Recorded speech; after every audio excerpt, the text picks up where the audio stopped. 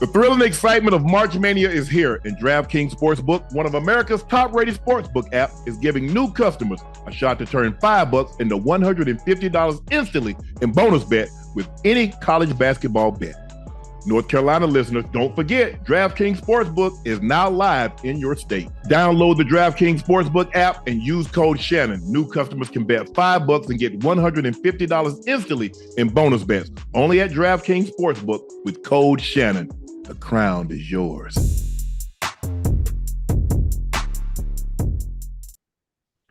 Hello, welcome to another episode of Nightcap. I have your favorite Unc Shannon Sharpe. He's your favorite number 85, route runner extraordinaire. Yes, sir. Bengals Ring of Fame honoree, Pro Bowler, me. All-Pro from Liberty City, via Oregon State second-round draft pick, Mr. Real Rosado, Chad, Ochocinco, Johnson. Yeah. Please make sure y'all hit that like button. Please make sure you hit that subscribe button. Do us a favor. Go tell a family, friend, a loved one to also subscribe and hit like buttons to Nightcap to catch your favorite Unc and your favorite number 85. And please make sure you guys subscribe to the Nightcap podcast feed.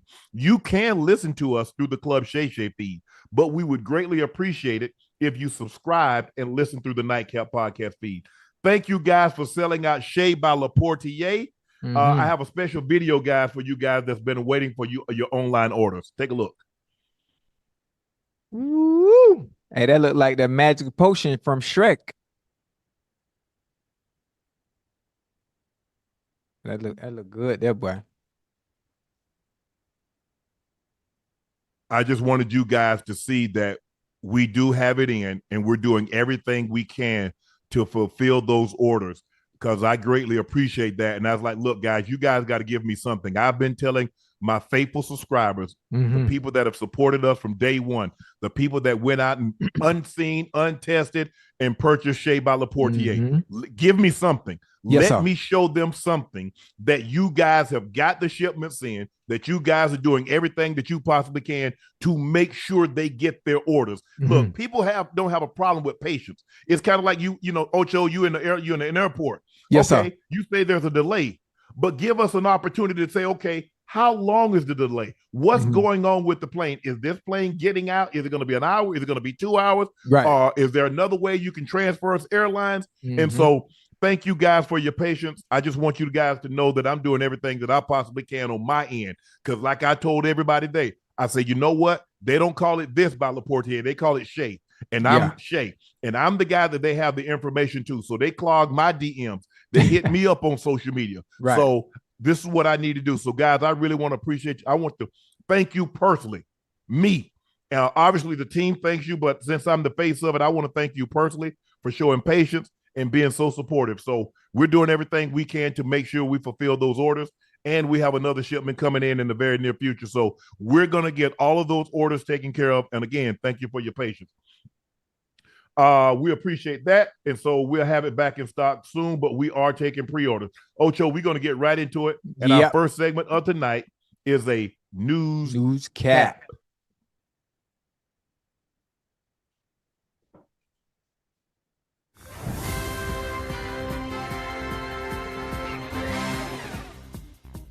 Hey.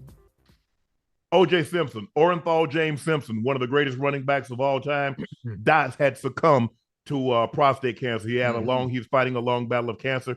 He was at the age of 76. OJ Simpson, known for his football prowess on the days of use at USC and the Buffalo Bills. Later, he's more infamously known for going on trial for the murder of his ex-wife, Nicole Brown Simpson, and her friend, Ronald Goldman. He was acquitted of the criminal trial, but later convicted on civil charges. Caitlyn Jenner tweeted, let's take a look at the tweet. Do we have it up? We're going to have it up, Ash. Sorry for the delay, but Caitlyn Jenner tweeted, very tacky, very distasteful. Yes. Basically what it said was good riddance. No matter what you think of someone, Ocho, you don't celebrate someone's death. You never do that. You never do that. It's one thing about God. God don't play. You don't celebrate nobody's death, even if you despise that person based on personal issues y'all might have gone through. Now you have to remember, Now, OJ murder, the case, he was acquitted, but obviously was tried in the civil case. Mm-hmm. Now, also, again, God don't like ugly. If I'm not mistaken, brother brother Caitlyn Jenner also had an issue. 2015 fatal car accident, killed somebody. What? Hold on. No, you didn't. Yeah, no, she didn't. Now, everything in the OJ, people allegedly he killed Nicole Brown Simpson yes, sir. and Ronald Goldman. Yes, sir. He went on trial. 12 men and women. A jury of his peers says we don't believe he did it. Yes, sir. Beyond a reasonable doubt. Right. They acquitted him. He went to trial on the civil charges. He was convicted. So you mean to tell me there's no denying that at the hands of Caitlyn Jenner, someone lost their life? Yes, so sir. How would she feel? Now, if I'm not mistaken, I don't recall her spending not one day in jail. Yes, sir. But you say good riddance. You happy for the death. You know, God don't like, my grandma used to always say when I was a little boy, Ocho, God don't like ugly. No. Sometimes he don't like pretty. Yeah. You better be careful. You got to be careful because you never know your time is up. Every time we born, we all come with an expiration date. Now, we don't know what that day is, but what you don't want to do is you don't want to speed it up because the tongue is powerful. If you're going to celebrate somebody else, listen, if you're going to celebrate somebody else's death, now you got to be careful. And God can show you better than he can tell you. Yes, absolutely. Ocho, I'm a little older than you. I'm 56 OJ. Now. Come on now. I was there. Listen, with OJ, I'm not gonna tell you. I can tell you where I was, but go ahead and bring it. I'm a fall back. I'm a piggyback off of you. If you're probably around my age, yes, sir. Maybe a little older. OJ Simpson was the guy. Oh yeah. I'm talking about OJ Simpson. We're not talking about what transpired in '94 coming forward. We're talking about prior on the field. If you played running back, you wanted to get the number 22. You wanted to be the juice. And plus, he was really the first black athlete to have commercial success. Everybody remember OJ running through the airport, jumping over everything. Yep. I tried that once. He sold cars. He had an orange juice commercial. He was really the first black. And TV. Remember OJ with what was that movie that he was in with the Naked Gun? Montgomery? The Naked Gun. You no. He was in Naked Gun, but he was in a movie with Elizabeth Montgomery. What was the name of that movie? It wasn't Burning. It was A Killing Affair. Yeah, OJ got major credits on his resume. Yeah. So he was really the first black athlete to have commercial appeal. Now, we know Muhammad Ali. But Muhammad Ali didn't have the commercial appeal because of what transpired of him becoming a Muslim and not wanting to go to Vietnam. He's like, they Viet Congs ain't calling me no N-word. I ain't going over there killing them innocent people. Well, y'all want me to fight over there, but y'all won't fight for me right here. OJ had commercial appeal. Right. And so everybody, dudes like healthy dudes, chubby dudes, man, I want to be running back. Man, get your fat butt on the offensive defensive line. You ain't getting no 22. They ain't got but 122 OJ Ocho. And this dude, you 200 pounds, talking about you gonna be a running back. Running back, yeah. Come on, bro. Yeah. OJ was it. Now, a lot of people try to erase what he did on the field. Right. Because of what transpired in 1994. Yeah. I believe, look, everybody knows what he did. He ran the football the first. He rushed for 2,000 yards in 14 games. And 14 in Buffalo. You know what the weather gets like in Buffalo. You ever played in Buffalo, Ocho? Yeah, I played in Buffalo twice. Boy, it was cold now. Okay, so cold. You know. And New York, it gets cold in New York. Yeah, it does. So I just, like I said, I don't celebrate death. No matter what you think he may or may not have done, I'm still not celebrating his death. Because I just know one thing. In 1994, 3 families' lives changed forever. Yeah. OJ kids never had peace because everybody looked at them with a side eye and a jaded eye. Yeah. The Nicole Brown Simpson, her family was never the same. Ron Goldman, his family was never the same. They never were ever going to be able to hug their loved ones and tell them, I love you. So I empathize with the families. Yeah. But I don't celebrate someone's death. Yeah, you got to be that's not my place to judge. I first of all, and we're not going to Ocho, we're not going to retry the case. First of all, it's 30 years ago, and second of all, we're not qualified. No, at all. And people got to be very careful. I think we become a society that is very numb when it comes to death. Very numb. We're very numb because we're so used to seeing it constantly every single day. And if you're someone that is not beloved by the masses, and you have any type of mistakes or ill will that you've done in the past, those mistakes are consistently brought up all the time, especially in his case, being that it was such a global impact during that time in 1994 when that incident happened. And obviously the ruling and the verdict didn't sit well with a lot of people. Obviously it was celebrated by some, and then by some they hated it. And so they became to hate him, for obvious reasons. But we should hate a lot of people. We should hate a lot of people because there's a lot of people that look that's the opposite color of us. That's murdered some of our people. We have to. What was the guy in Florida that killed that young boy? Brother Zimmerman. Yeah, Zimmerman. Yeah. It's. Hey, listen. The first thing I heard was Shannon. He went to trial and he got off. Let it go. Right.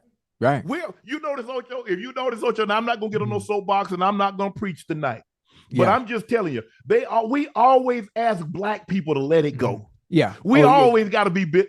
Yeah. We always got to be the bigger person. We always got to turn the other cheek. Yeah, you got to. Listen, they want us to always give grace. Always want you to give grace. But that's neither here nor there. But again, give it, Ocho. But when do we get to receive it? Boy, it's gonna be a long time. And when we do get to receive it, we ain't gonna be here. I can tell you that. When we do get to receive that grace for everything, no matter how long ago it was, we won't be around to know what it feel like. I can tell you that.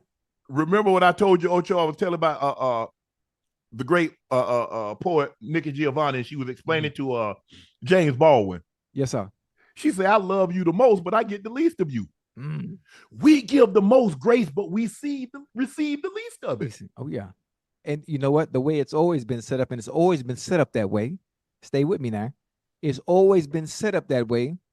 So where the first thing that happened, you have to understand how this world in general is built.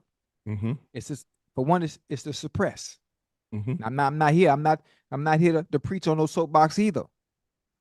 But again, they always want who to take the ladder and take the smarter route. They want you to do everything in peace. Always. But nothing in American history was ever about peace. How do you think America got its freedom?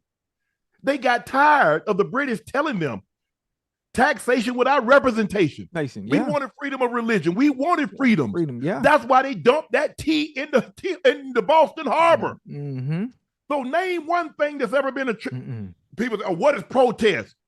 Because the one thing we know about power, people that have it will very seldom relinquish it voluntarily. Oh, that ain't happening. You got to take it if you want it now. Think about how did we attain everything over here in the States in general? Coming in nice? No. Being pretty, smiling? How was everything attained in general? You got to take what you want. And then once you got it, then you have to preach to the masses, well, you need to do everything peacefully and maybe you'll get what you want. That ain't how you took it. But that's what,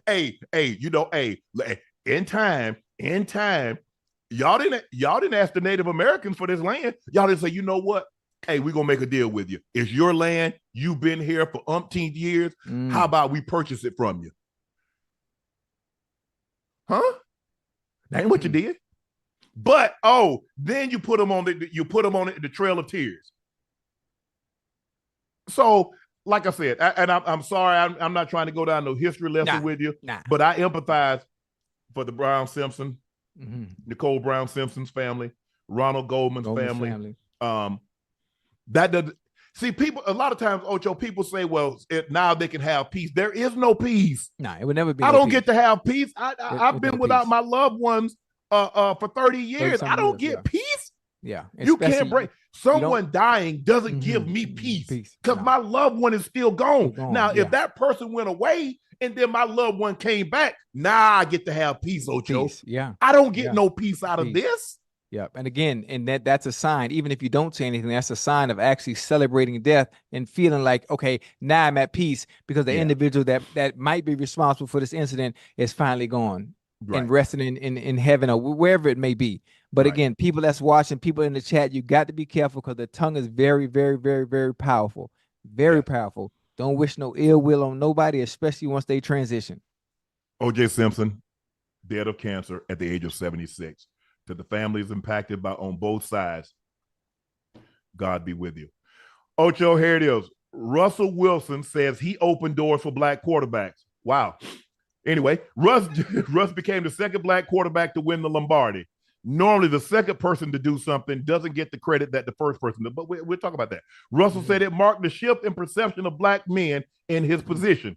Damn, so much for what Doug Williams did. Okay, but anyway, Shaq Harris, Joseph, okay, Marlon Briscoe. But anyway, for me, able to go to back-to-back Super Bowls and win one of them, I think it opened a lot of doors. Wow. Now you see guys like Patrick Mahomes who's won it, and it's really just us so far. But there's more to come. What I love to see is guys getting drafted early, and a lot of teams these days have black quarterbacks playing for them. I think one of the biggest blessings of my career so far is I've been fortunate to be able to open doors for others. Hold on. Yeah. So what role did Doug Williams play? Yeah. The first African-American quarterback to actually get to win the Super Bowl and won the MVP. So what about Shaq Harris? What about Joe Gilliam? So what did Marlon Briscoe do? Right. Shaq Harris. So what about Steve McNair? They opened no doors. Donovan McNabb, Michael Vick. So they opened no doors. It was you. Yeah. I think, you know what, he is a part of it. He is a part of it, especially in the modern day era of the game of football.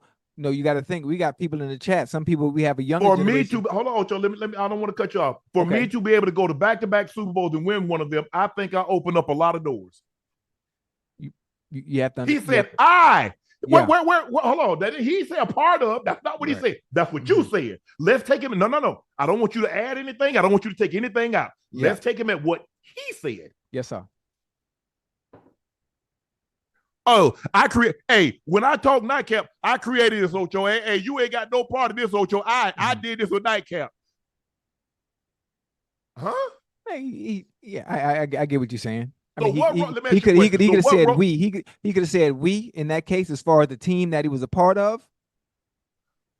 I'm just trying to help me out. So what role did Doug Williams play? What role did that play? Right. I think more so for Russell's sake, he was speaking on behalf of the modern day era, younger kids, younger generation, the generation that probably won't know about the Doug Williams or the other individuals that the Steve McNairs and the other quarterbacks that you named that were black that have won. The kids in today's era might not recognize or know about them. So in a sense, I think Russell Wilson would be speaking on behalf of his era and the era of younger generation kids that are playing right now as far as the doors that he opened from the quarterback position.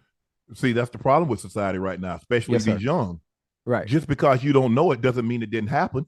Right. Just because people don't know about Doug Williams or Shaq Harris or Marlon Briscoe or Jefferson Street Joe, Shaq Harris, Steve McNair, Randall Cunningham. That doesn't mean they didn't exist. And everybody you just named, think about this. Everybody you just named, if you were to ask a kid in high school right now, ask them about those names, they probably wouldn't know. They probably wouldn't know because they don't know the history of the game and how far back it goes. But to be able to name some of the players like you just did, it wouldn't resonate with them. For those that will read this article, that Russell Wilson, they will understand and know who Russell Wilson is because it's a little bit more relatable to the younger generation, the generation that's playing right now, and the generation that will come after. So I understand what he's saying, but you are right. You are right. You know, you have to get credit where credit is due for those that paid the way before you came and did the same thing you did based on what you're talking about. But I really think he's addressing those of the younger generation today that have no idea who the Randall Cunninghams were, the Steve McNairs. You know, I forgot about they were great. Ocho, what are we thinking about? We forgot Warren Moon. Oh, I forgot about Warren. I forgot about Warren. Yeah, Who's, you're right. who still throws one of the prettiest deep balls ever. Yeah. Actually, matter of fact, I went to the Pro Bowl with Warren Moon also, which y'all think I mentioned him. Ocho. It was Doug Williams. It was Doug getting to and winning the Super Bowl that changed a lot. Like, okay, they can do it. They can process information fast. Yeah, they can play the quarterback position. Yeah. They don't have to be mobile. Doug Williams was a prototypical drop back quarterback. Show was Shaq Harris. Now, Marlon Briscoe run around. He was for Denver Broncos. He ran around, and a lot of others. Randall Cunningham had legs. Warren was a drop back passer. We forgot about Dante Culpepper. Pep. I forgot about Pep. McNair. Most black quarterbacks were mobile, and they were thought of as mobile. There are a lot of guys that probably could have, but how many guys that played quarterback got moved to running back, wide receiver, DB? Hell, they still to this day, they still trying to do it. Hell, they tried to do it. Lamar coming out into the draft. Why don't you come out here and run the 40 and run some Antoine Randall? Yeah. The wide receiver from Tampa. From Indiana. Yeah, Randall went to Indiana, but there was a wide receiver, I think, that ended up switched positions. Cordell Stewart, Stu B. Yeah, Stu. Vince Young. So what about Vince Young? Rookie of the year. That's all I'm saying, Ocho. Look, I don't mind giving people credit. Right. But we got to stop thinking like, well, I didn't know that. Just because you don't know something doesn't mean it didn't happen. But and we do a lot of that with history, Ocho. Well, I didn't know Michael Jackson sold that many records. I didn't know Aretha Franklin was this good. I didn't know. Just because you don't know it doesn't mean it didn't happen. Yeah, we also got to stay within the context of what he was talking about. He did talk about winning Super Bowls. So Doug Williams won a Super Bowl and was Super Bowl MVP and was the first round draft pick. Right. So what's he saying again? Who was the second man to go to the moon? Only people remember Neil Armstrong. Who was the second man to break the sub-4-minute mile? They only remember Roger Bannister. Yeah. So who's the first man to run a sub-9 700 meters? They're only going to remember Usain Bolt. Who's the first man to go 9.6? So unless somebody goes sub-9.5, it's not going to matter. Right. Ocho, you know how this thing works. Yeah. It's always been that way. Yeah, most definitely. That's what the receivers want to do, Ocho. They want to be the first to get that 2K. Because it don't matter. You can have 10 guys. OJ, even though ED has the record, 2105. Yeah. People go back to OJ. Because OJ was the first. They thought no one could do it. Not in a 14-game season. Right. 2,000? Yeah. That's a lot of running there, boy. That's a lot of running. So I don't understand what he was hoping to accomplish. By saying what he said. He opened doors. Huh? No, it was the guys that came before you that had success that opened doors for you. It was the Randall Cunninghams. It was the Michael Vicks. It was the Steve McNairs. It was the Dante Culpeppers, the Donovan McNabbs. It was, we just talked about Doug. I know Doug very well. Doug went to an HBCU, went to Grambling State, so I know Doug very well. Talked to him. Shaq Harris was with me. Shaq Harris, Rams. He was with me in Baltimore. Marlon Briscoe was in Denver. Jefferson Street Joe. They opened the door for you. It was them. Yeah. I mean, obviously it was not a video, but interview about how he feels about opening some of the doors based on what he's accomplished and what he's done as a quarterback. I think he could have been a little bit more in depth, went in a little bit more depth about it, about those that, open the doors for him as well.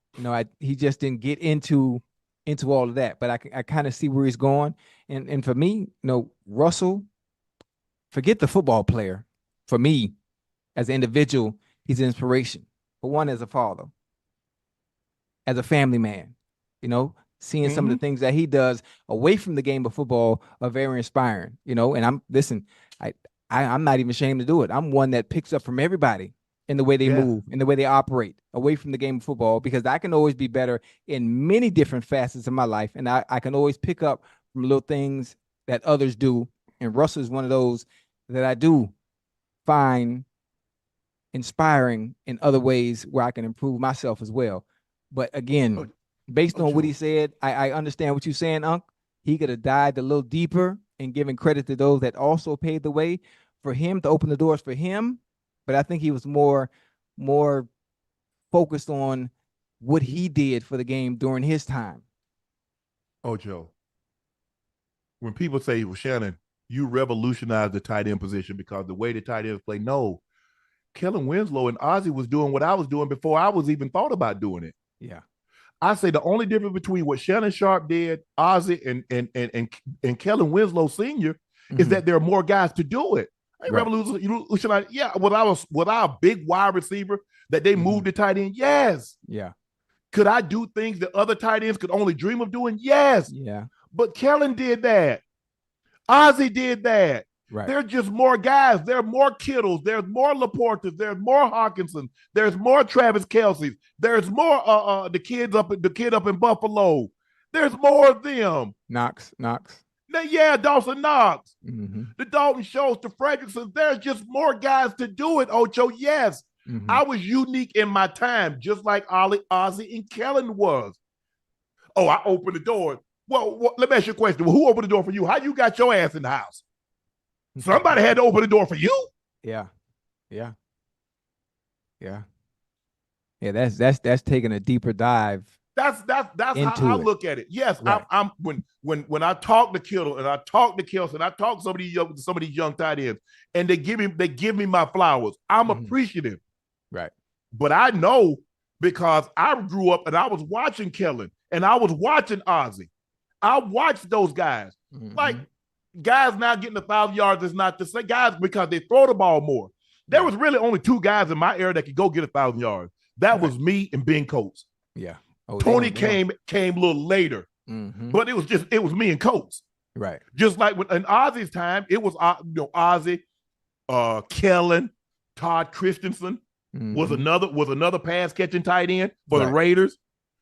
But guys that can move now, these guys are moving like I moved. That shouldn't have been a problem. Hell, I'm only 225, 228 pounds. Right. Now these guys move like that at 245, 250, 260. Yeah. Running at that. Yes. But I just don't know. Bro, Russ, you've had an unbelievable career thus far. And I believe you'll continue. And I hope you're the best. I hope you can get back to what you were in Seattle for Pittsburgh. Yeah. But bro, you got to stop this. You ain't open no doors because the door was open before you walked in the door that somebody left open for you. That's like when you go somewhere, Ocho, and you see you open the door and the lady walk in behind you. How she gonna say I opened the door? No, you didn't. I held the door open for you. Yeah. That's what Doug Williams them did. That's what Warren Moon and Dante and Vic and Marlon Briscoe and Jefferson Street Joe and Shaq Harris, Steve McNair, Randall Cunningham, Dante Culpepper, Donovan McNabb. That's what they did. They held the door open for you. Right. Warren Moon, Rodney Peete. They held the door open for you, bro. Yeah, that's a completely different conversation. It's funny. That's a completely different conversation based on the question that might have been asked. So, but I get where you're going with it. But he would have had to divert based on what was asked or what they were talking about in general, and then brought up, well, this is A, B, and C while I was able to do what I was able to do, and these are the people that opened the door for me. So, I mean, I don't know, but I understand completely. I understand exactly what you're saying, though. If you listen to comedians, listen to how they talk.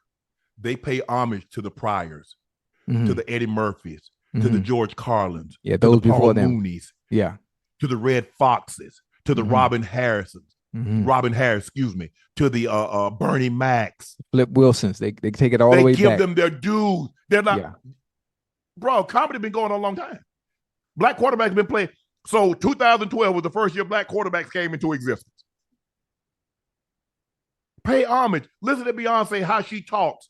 in reverence to those that came before her. Mm-hmm. Listen at the guys that talk in reverence of how people came before them and opened the doors. The black actors and actresses. Now they're just, I guess they just go by one. They're just actors. You don't say actors and actresses, I guess, whatever. But anyway, when blacks were doing outstanding, ain't even get no nomination. Yeah. I think Hattie McDaniel was the first one to win a supporting Oscar for Gone with the Wind. What was that, 36? Mm-hmm. Hattie. I think Sidney Poitier was the first black male to win one. And obviously Denzel, and you got Mahershala Ali. It was 39. It was 39, Gone with the Wind. But the book was written in 36. So I just, like I said, I'm one Ocho. I'm big on giving credit where it's due. Right. I'm big on that, Ocho. I ain't discovered anything. Mm-hmm. I'm not finna say here I'm Magellan or I'm Lewis and Clark and I was the first to do the X, Y, and Z because I'm not. Well, yeah, you're right. You're right about that. You're right. I just tried to leave the Broncos tight end position, the Ravens tight end position, and the position as a whole in a better position than I found it. And it just goes to show you that, you know what? Hey, undersized guy can play this position. That's all I want to do. I ain't know I'm the first. And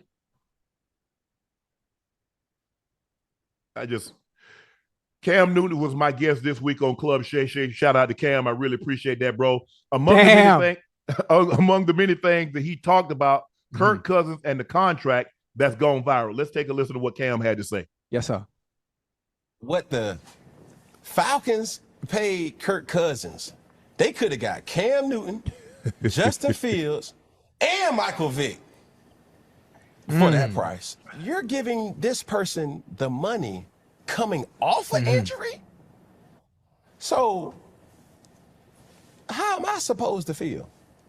Because the same questions and the same concerns that you had with me, obviously you done overlooked that. You see, don't have those concerns with him. And if you give Kirk Cousins my resume, he probably would have got more. Wow. Hey, listen. What's your, first of all, Cam, Mike Vick got too old. Now, whether or not you seriously want to play football, that's something that your agent and the team would have to work out. Right. Am I surprised Justin Fields? Because you and I both thought Justin Fields would be Michael Vick 2.0. Definitely thought he was going there. Thought he was going there. Ocho, with textbook, you can't draw up a better situation. Atlanta, Justin Fields. He from the A. He from a burb in the A. He close by. Ooh. Yeah. I was like, oh yeah, this thing about to be lit. Mercedes-Benz Dome's about to be litty. But they went another direction. Yeah. And they like a lot of, obviously with medicine now, Ocho, Achilles injury is not a death sentence like it once was. We saw Kevin Durant come back from an Achilles injury tear, and he's about to be playing better than he did pre. Still efficient. We watched Dan Marino tore his Achilles, and he tell you he was never the same. I mean, he was never Mike Vick, but he said he was never, and he had that, that big ass boot. He had that stiletto on the right. I used to joke with Daddy when I see him, but it's he makes some points. He's like he makes a point, but you have to understand the owners like who they like. The owners will always like who they like, and based on Kirk Cousins' resume, despite his lack of playoff appearances, his lack of Super Bowl appearances, they understand what he does during the regular season, and they believe he's the one for the organization that can come in and will put up crazy numbers during the regular season. Yeah. Crazy numbers. Offensively, from an offensive standpoint, what they're going to do offensively is they're going to throw the ball over the place. Kyle Pitts is going to have a better season he had his rookie year. Drake London is going to have a better year. Actually, he's going to have his best year ever because of the person that is at the helm. Bijan Robinson should have more lanes to run because soft boxes. Because of Bijan Robinson is an ability to run the ball, catch the ball out the backfield. That makes that offense that much more deadly, and it makes Kirk Cousins' job that much more easier because you have a running back like that, where they're going to have to stack the goddamn box and bring somebody down in the box. And what you think Kyle Pitts going to do? What you think Drake London going to do? They're going to feed off of Kirk Cousins, who is going to wing it. He's a gunslinger. I'm not saying a gunslinger from the point of like Brett Favre or Aaron Rodgers type arm strength. No. That ain't what he is. Yeah. Listen, he going to wing it every time. Yeah. Every time. And I think the thing is, Ocho, it's like Cousins. It wasn't like he was mobile to begin with. No. He was a drop back. He was a drop back quarterback to begin with. Yeah. So it's not like he's losing anything. Right. What's he losing? No. Okay, so so now he goes from a 5.4 40 to a 5.5 5.6. He ain't going nowhere anyway. Yeah. When he got to run, he can. Let's put it to you like that. Yeah. Well, as long as it's third and short, anything what we call 3 yards or less. Nah. He ain't getting no 30 and 10, Ocho, unless it's 25 and they way down the field. Right. He ain't getting that. Yeah, but I understand what Cam is saying. I understand what Cam is saying completely. But again, I look at the resume and what Kirk Cousins has done when he was healthy, whether it was with whether it's with the Commanders, whether it's with the Vikings. You understand and you know what you're getting. As long as you have the supporting cast around him, you have the pass catchers around him. Oh, it's going to be maybe a 4,500, maybe a 5,000-yard season. You never know. But I think that's what the Falcons are banking on, and getting the Kirk Cousins that we saw with the Redskins, and the Kirk Cousins we saw with the Commanders, or the Kirk Cousins we saw with the Vikings. And Kirk came in the league in 2012, so this is about his 13th season. Yes, sir. $331 million guaranteed, one playoff win. Yeah. So what we paying for, Ocho? Hey, listen, Kirk Cousins is a God-fearing man, and he's a praying man, and God has favor. And guess who God has favor for? Kirk Cousins. That's the only thing I can think about it. No issues, no hiccups, no problems. Family man, just winning. Does everything the right way. Doesn't have any much playoff experience outside of one playoff win. No Super Bowls, but you know what you get in the regular season. And you know the numbers are going to be beautiful from an offensive perspective. That's the only thing I can think of. Yeah. I think the thing is, look, there's like, we want a quarterback that can distribute the football, get the ball out of his hand. Yes, we know Kirk can do that. He can get the ball out of his hands. He's not the greatest once we get off the script. But as long as things can flow and he can keep it going and we calling the plays and everything, he can light you up now. Yeah. We've seen him have 400-yard games. We've seen him outdo some of the best quarterbacks in the league. Yeah. I remember him going head to head with Aaron Rodgers. Yeah. And Rodgers was doing his thing, and Kurt was like, right there with him. Right there with him. It's all in what the organization wants. It's all what the offensive coordinator wants. It's all what the coach wants. Obviously, the owner has to sign off on it. Again, Justin Fields would have been dynamic. He would have been dynamic. Yeah. In that offense, exciting. He can throw. He can also run. He would be a dual threat, but they didn't want to go in that direction. Right. They didn't want to go in that direction. And people ask like Jefferson Street Joe is Joe Gilliam. Oh. Yeah, man. I understand what Cam is talking about, though. Cam also spoke about Jerry Jones holding Dak Prescott back. Let's take a listen to what Cam had to say about this. Dak Prescott. We looking for that motherfucking dog. And I don't think Jerry Jones will allow him to become that. Because you got to be politically correct. You got to be almost the president of football, almost, to be the signal caller for the Dallas Cowboys. Okay. What Dallas Cowboys need at that quarterback position is somebody to say, "Nah, fuck that. This is my shit. This is what we gonna do." I hear all that, but we trying to win. We trying to win, yes or no? Okay, cool. Now unleash me and let me win this football game. I like that. But you can't listen. The quarterback position, you can't conduct yourself like that. Not in Dallas. You're not especially not with that Stoney helmet. You know what this reminds me of? Remember when Obama was in office? Yeah. Obama's in office. He has to conduct himself a certain way because of the position that he holds. We all do. You at the highest seat. So you have to move, even if it's not the way you are, you have to conduct yourself a certain way. You have to camouflage, put that mask on, and you got to move a certain way. It's no different for Dak Prescott with the Dallas Cowboys wearing their starter's helmet. At the quarterback position, you are the face of the franchise. You have to conduct yourself a certain way. Even if you want to be in which Cam just mentioned, you can't do it. No, hell no. Not in Dallas. You ain't doing that. Can't do it. Not there. Now, there are other places you might have a little leniency and a little grace to get away with it. But Dallas with a star, man, they had your ass up out of there so goddamn fast. You remember, Ocho, we remember when the protest, when Jerry says, as long as you're on this team, you're going to be toes on the line, helmet under your arm, right? When that anthem is standing, when that anthem is playing. Mm-hmm. I know. In theory, I know what Cam is saying is in theory. In there, yeah. It's kind of like, man, all the things that my grandfather said, it sounded good. We should have bucked back in the day. Yeah, that wasn't happening. Oh, yeah, exactly. Nobody been here to tell that story. At all. So I know his own kids didn't book. I know the grandkids wasn't going to book. Mm-hmm. Right. So you already know Jerry, who Jerry is. And I told you this, Ocho. Yeah. Jerry wants to be the face. That's why he can't bring a strong coach in that could potentially win, because he's going to get something that Jerry never got, which is credit. Jimmy got the credit. And even when they won the Super Bowl without Jimmy, they say you won them with Jimmy players. Yeah. You see?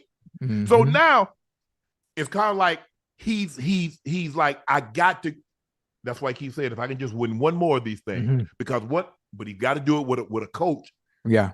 That falls in line. Yeah. And you said the key word. You heard that key word you just said? You got to fall in line. Yeah. At the quarterback position. Now, skill position, receiver, DB, defensive end, D tackle, and you that boy. Oh man, you can say whatever you want to, as long as you are producing at a high level. And the key word, not only producing, but consistently. If you're consistent and you producing, man, you come in the locker, you do whatever you want. But no position carries the aura of the quarterback, the face like the quarterback. Yeah, that's why you have to conduct yourself a certain way. You have to. Yeah, and so matter of fact, now that we on the topic of that, can you think of a quarterback who displayed themselves in the manner in which Cam just said? Not in Dallas, hell no. I'm just saying in general. Jim McMahon. Yeah, for real? Yeah. Jim McMahon mooned the helicopters. He was flipping out the command. Jim McMahon was over there. Hey, it was a different time back then, Ocho. Would it work? No. Would it work today? No. We got 32 NFL teams. Is there a quarterback today that can get away with actually being themselves? No. Yeah. Matter of fact, it's another one for the chat that's listening right now. Think about Peyton Manning. Think about Tom Brady. Think about how they're viewed and they're perceived. And I got a question for you. I don't know if you know him personally like I do. Do you think the world has seen the real Tom Brady and the real Peyton Manning? No. Absolutely the fuck. Oh my God.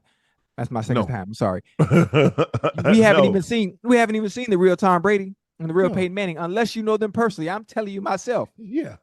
You ain't seen, that's not the real them. No. It has to be masked. Yes. I'm a CEO. I'm basically running for public office. Yeah. All the time. Yeah. And I need your vote. Time. And at times I wonder if it could be draining. At times I wonder you sit back and you be like, the fact that I have to continue to do this and this is the 24-hour job. Yeah. From now on. It's what you signed up for. Think about it, Ocho. You have to put an overcoat on every day, no matter what the temperature. So in other words, they got to put that face on, no matter how they're feeling. Hey, how you doing? Yeah. Golly gee whiz. Oh, shucks, man, just unbelievable. I respect that team so much. Man, we're going to kick their you-know-what. Yeah. Because if you think about it, think about what Tom has said, and then what his teammates say in the locker room after the victory or before the game. That's not what he said publicly, and then what he's saying behind closed doors. And we get it. We completely different. A lot of times, Ocho, and for us, you and I mean, you had a lot more antics. I was kind of a little bit more buttoned up, but people like, man, I ain't no uncle like that, man. You watch Uncle Nightcap, man. That ain't no undisputed. That ain't no first take. Right. Yes, of course. Yeah, I was very like go in front of the cameras and put on my best, but everybody know what you see. Kind of what you see right here is what Shannon was in the locker room behind closed doors. Exactly. Yes. So obviously, with me, I've always been this way. This was me. I came in like this, and I'm still like this. Now, this is how people in the chat. If you watch Tom Brady throughout the years, look at the Tom Brady in New England, and this is how you know he had to suppress who he was. Look at the Tom Brady in New England, and look at the funny, comedic personality showing Tom Brady that was in Tampa. Yeah, for Twitter, funny as hell. The videos being put up, making jokes, being a little bit more free, being a little bit more expressive in who he really is. Yeah, complete. And you have night and day, two different people. Total, completely two different people. You do, Ocho. You have to bite your tongue a lot when you're in our position. Yeah, even when you're a professional athlete, but more so when you're a black athlete. So imagine LeBron. Oh man, listen, man. That and he probably probably got it the worst. And because Bron be cursing in interviews sometimes. So you know Bron to drop a couple of bombs on you in a private conversation. But the thing is, you have to stay buttoned up all the time. Like you said, it's a 24-hour job. Yeah, being president of LeBron James Inc. It's a 24-hour job being president of Tom Brady's Inc. Or Peyton Manning Inc. It's a 24-hour job because they've cultivated this perception for such a long time, and they got to stay. They got to stay on cue. Because what was it? It wasn't that Tiger Woods had infidelity. It was the perception in which he cultivated. Right. Yeah. Man, I thought Tiger went home, and man, wasn't no IHOP or Perkins waitress safe. What none of them say? Well, no time to let him die. Yeah. Hey, give me a grand slam. Yes, sir. Yeah, give me the grand slam, or give me that IHOP special, give me that Perkins special to go. Yeah, you come on with it. I'm taking my order and you. So whoever brought it out, come on with me. Hey, so that's the thing. Like you can, Ocho, you can never have a bad day. No, you can't. Because think about how long even if you are having a bad day, you still gotta mask it. Yes. You have to. Think about how long it took them to cultivate. It's kind of like you planting a tree. If you were to plant, let's just say an acorn, you acorn and you plant it. In the time that it's going to grow to an oak tree, you probably won't be around to see it. Yeah. So think about how long they've been cultivating this perfect image that they put on display. Yeah. And just like that, it's gone. Yeah. Hey, you know what's bad for the people? You know it's bad for the masses? But it's good for those who are close to these individuals, the Peyton Mannings, the Tom Bradys. It's us that actually know them personally, getting to see the real them. Oh, yeah. I think the world would appreciate them so much more if they could actually see the authentic, organic person they are without having to put the cape or the mask on or be a certain way publicly to the masses. You would appreciate them that much more. And then you'd also see how relatable to the greatest of all time are to you. That makeup, Ocho. Why you think these, look at L'Oreal, Mac, why you think these cosmetic giants make so much money? Yeah. They're not the only one that's masking themselves. Yeah. Yeah. L'Oreal, the heiress, she's the world's richest woman. I think she's worth what, 94 billion, 64 billion? The L'Oreal heiress. What they make, Ocho? Makeup. Yeah. Oh, to the multi-billion dollar a year industry. What do they do, Ocho? make up, to give you the illusion that you're someone that you're not. What's one of the most popular holidays for adults? Halloween. I get to dress up. I get Yeah. to be something that I'm not. I'm not. Yeah. Stop playing, Ocho. Yeah. That's what it is. Mm-hmm. I wish they could have a day so the world could really appreciate them for who they really are. Oh, I said, okay, one more thing. I forgot. We said OJ's number was 22. It was 32. 32, yeah, yeah. 32, oh, yeah. 32, I 32. I should have caught on to that. Yeah, yeah. Dang. Yeah, it was 32. And so before we go into what he allegedly did, ain't no defense. We're not Ocho and we ain't offering no defense for OJ. My last name ain't Cochran. No, or Jerry Spence or any of these big time lawyers. That ain't what we do. We were talking about the football player that succumbed to his battle with cancer. That's what we do. So Nightcap, Unc and Ocho was defending. Ain't nobody defending anything. No. So don't even go out there and take that out there. And you don't offer it. There's nothing to defend. What we were upset about, what I was upset about, you can speak to yourself, is that what Caitlyn Jenner said, good riddance, is in celebrating the death of someone.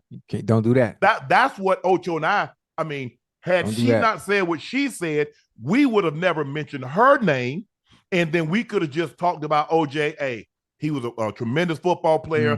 The credits that he had in acting, Naked Gun. Most people know him for Naked Gun. But he's so funny. The one he had with Elizabeth Montgomery. We would have just talked about that, but we had to bring her in it because she inserted herself in it because she thought it was cute. Right. Knowing, did she realize that she took a man's life? Yeah. Listen. Hey, what's the saying? Let ye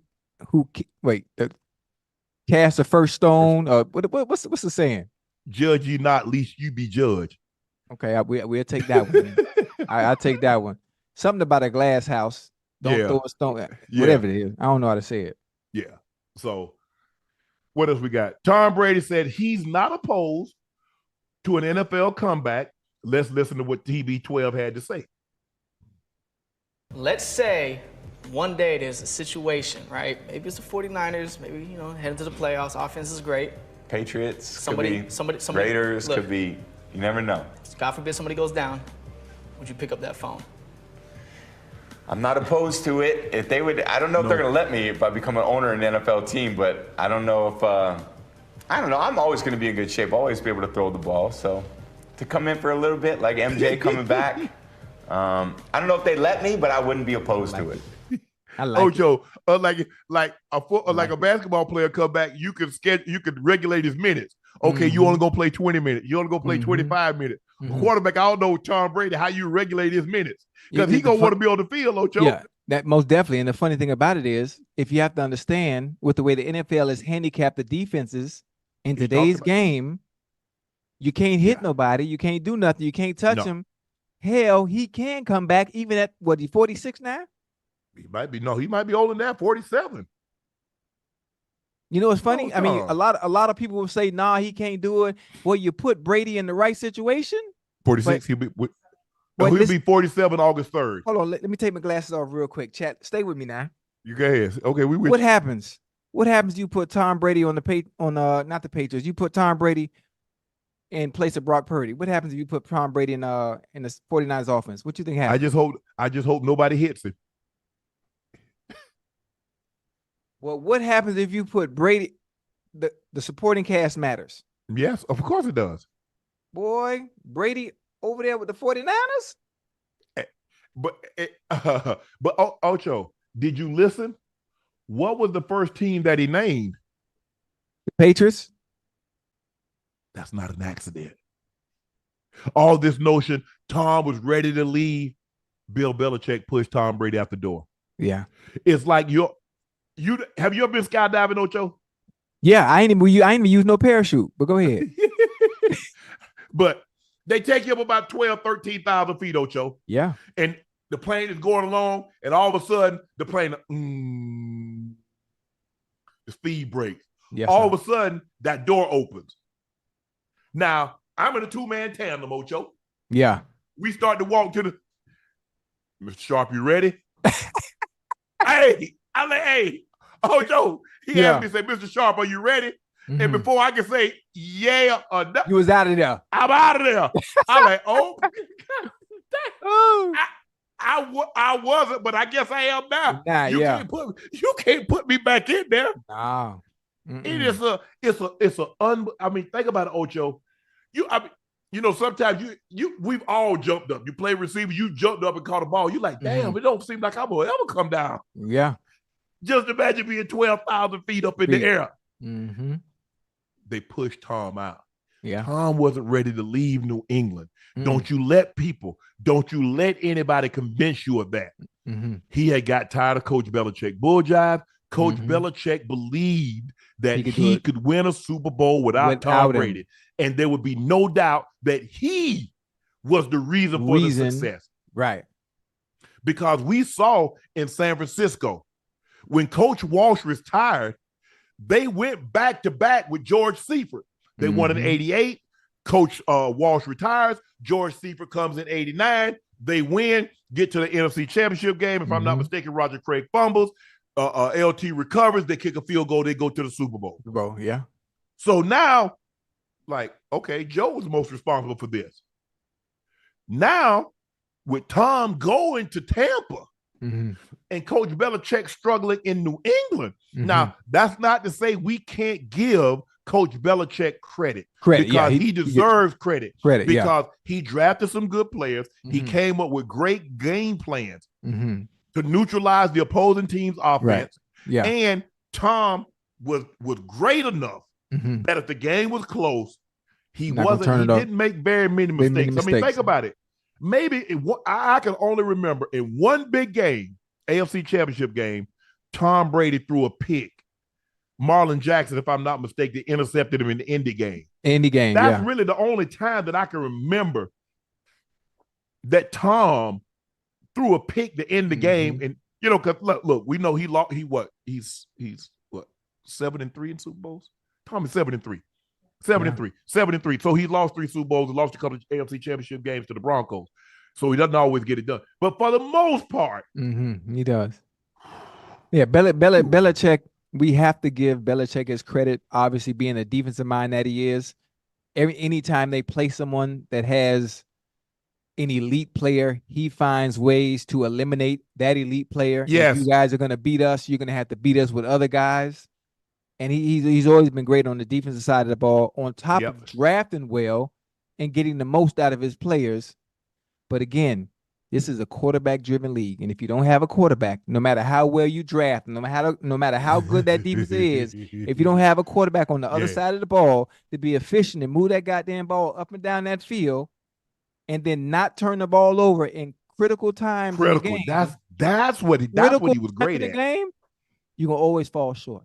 It ain't very many times that you say, you know what, man, Tom ain't play well. And even if he didn't play well, you better be up with 1 minute left in the game. You better be up 14. Yeah. Because he might not play well, but guess what? Let it be a 2-point. You up ahead by 2, or you ahead by 1, or you ahead by 6, and he need a touchdown to beat you. And it's a game-winning drive. Or you might as well strike up the band. Might as well. But it wasn't an accident that the first team he mentioned was Patriots. New England. And Tom, you're right. If you're an owner in the league, they're not gonna let you play in the league. So you're gonna have to divest your shares, which I wouldn't do, considering like, hey, you're a part of it. It ain't very many. It's not very many former players that's in the ownership position in the NFL. You there, stay there, Tom. You good? Well, you know what? Listen now. There's a chance that he might be the first player who has ownership in a team that he's not on, but is also actively still playing. It's never been done. No, you can't play. You have to divest yourself. Okay. I would come like back and play, but you would have to divest them shares. I'm sure he ain't got no problem doing that because them shares will still be there when he done. Nah, somebody else come in and buy them. Tom, look, I and you're right. You're always going to be, Ocho. 2 years after you play, you like, man, I can still play. And Tom is he's only a year removed. Mm-hmm. He's only a year removed. It's not like he's 5 years removed. That's what makes us who we are. We always believe we can do things that's not possible. That's how we became what we became. Yeah. Yeah. If you listen to everybody that told you Ocho and Liberty City, man, Ocho, you ain't going nowhere. You can be right here with us. Well, I was finna get out. I was finna get up out of there. I left Liberty City. I love. Stay with me now. I love saying this. I left Liberty City without really leaving because when I left, I took it with me and always put Liberty City on display. Always. Always. It was always there with me, no matter how high I got. No matter how high I got, even when I failed, I still remained consistent in who I was. Right. But I was getting up out of there. Right. Shit. Boy. Because remember, that was one of the reasons that Jordan went back to the Wizards. He was going to be able to get an ownership stake in the Wizards. Right. But him and Mr. Polian had a falling out. Mr. Polian ended up firing him. The rest is as they say. He ends up buying a minority share into the Hornets. Were they the Hornets or the Bobcats at the time? But he ended up buying into the team in Charlotte. Wait a minute. They didn't change name. They were the Bobcats. They were the Hornets, and they whatever the case may be. Wait a minute. Stay with me now. What happens? He did mention Patriots. I could have swore he mentioned Raiders too. Raiders, yeah. But see, that's where he has the part ownership in the group. Ain't no telling. You know, he would. What'd you say he got to do? Not diversify. What's the word you use? Divest. Yeah, divest. Now I shoot, man. Brady, Devontae Adams. I can see that. Yeah, I can see that. Antonio Pierce, I'll let your boy. Oh, what do you want to say, Ash? You say something? It was they were the Bobcats. Ocho, Tom also had some more critiques of the NFL. Let's take a listen to what he had to say about this. Offense is the only way to win games now. It used to be offense, defense, special teams. We've created a game now where only the offense can really make an impact. Because defense, every time you make a great defensive play, there's a penalty, and it advances the ball 15 yards. And they blame the defensive player for hitting an offensive player too hard. Yeah. So I don't like those things. I'd like for it to have a closer look at how we've affected the game in a negative way. And I think that should be seriously thought about for the future of the game. He's right. We talk about it all the time. A la Kareem Jackson. Yeah. Playing the game of football the way it's always been played. Again, the way it's affecting the game in a negative manner. But is it in a negative manner to the fans? What do the owners want? What does the NFL want? They want more scoring. Yeah. Like in baseball, we want more home runs. So what do? How can we handicap the game so we can get more home runs, more viewership? Same thing with NFL. Same thing. What did the chicks dig? Tom, who was that? Glavin and Maddox that had that commercial? Chicks dig the long ball? Oh, yeah. What brought them back? Remember, they went on strike. Oh, yeah. They went on strike. They missed they shut the whole season down. World Series, playoff, we shut it down. Everything. How do we get them back? Ball going over the fence. Wire and Sosa. Every time. Okay, fans. What do fans like? Now, the purists will say, just like the baseball purists will say, we love a 2-1. We love a 1-0 game. But the fans that's paying all that money to bring their family of 4, that's costing them $3,000, $5,000, $6,000, $1,000. Yeah. Nah, I want to see a 9-8 game. Damn, that 1-0 game, but that 2-1 game. You want to see them home that's runs. Boring. Fans, what do I want to see, Ocho? I ain't trying to see no 7-3. Right. I ain't trying to see 10-7. I want to see 35-31. That's what I want to see. And I want to see the quarterback throw for 400. Yeah. Only one way to do that. Continue to put and implement rules to handicap the defenders where they can't actually play the game the way they've always played the game, the way they've been taught to play the game since they were little kids. Yep. It's unfortunate. It's unfortunate. So Tom is making sense. Ocho, I got a letter. I was at this appearance. Remember, I told you I was at this appearance. Autograph signing, and saw a couple of my old buddies that I played in the league with. And this guy, this colonel, gave me this letter, and I want to read it. He says, "Thank you for so many years of providing entertainment to the world. The countless hours on the field and behind the microphone really assist the morale of thousands and thousands of people that work for me. We watch you on ESPN and also listen to the podcast and close as Colonel. He gave me his rank. Please show this to Ocho, show this to Chad Johnson, and hopefully it will assist him in spelling Colonel. All the best. Joel G. Elston, United States Army. He happens to be a colonel in the United States Army. So he said, oh, hey. I love you, Colonel. Tell Colonel, I know how to spell Colonel now. We know how to spell it now. But COLCOLONEL. Okay, that's what I'm talking about. Ocho. You know, from time to time, Ocho, when you're traveling, people give you things, and it's always nice. They always mention, man, tell Ocho, man, we love him. Tell Ocho, man, what you guys doing on Nightcap.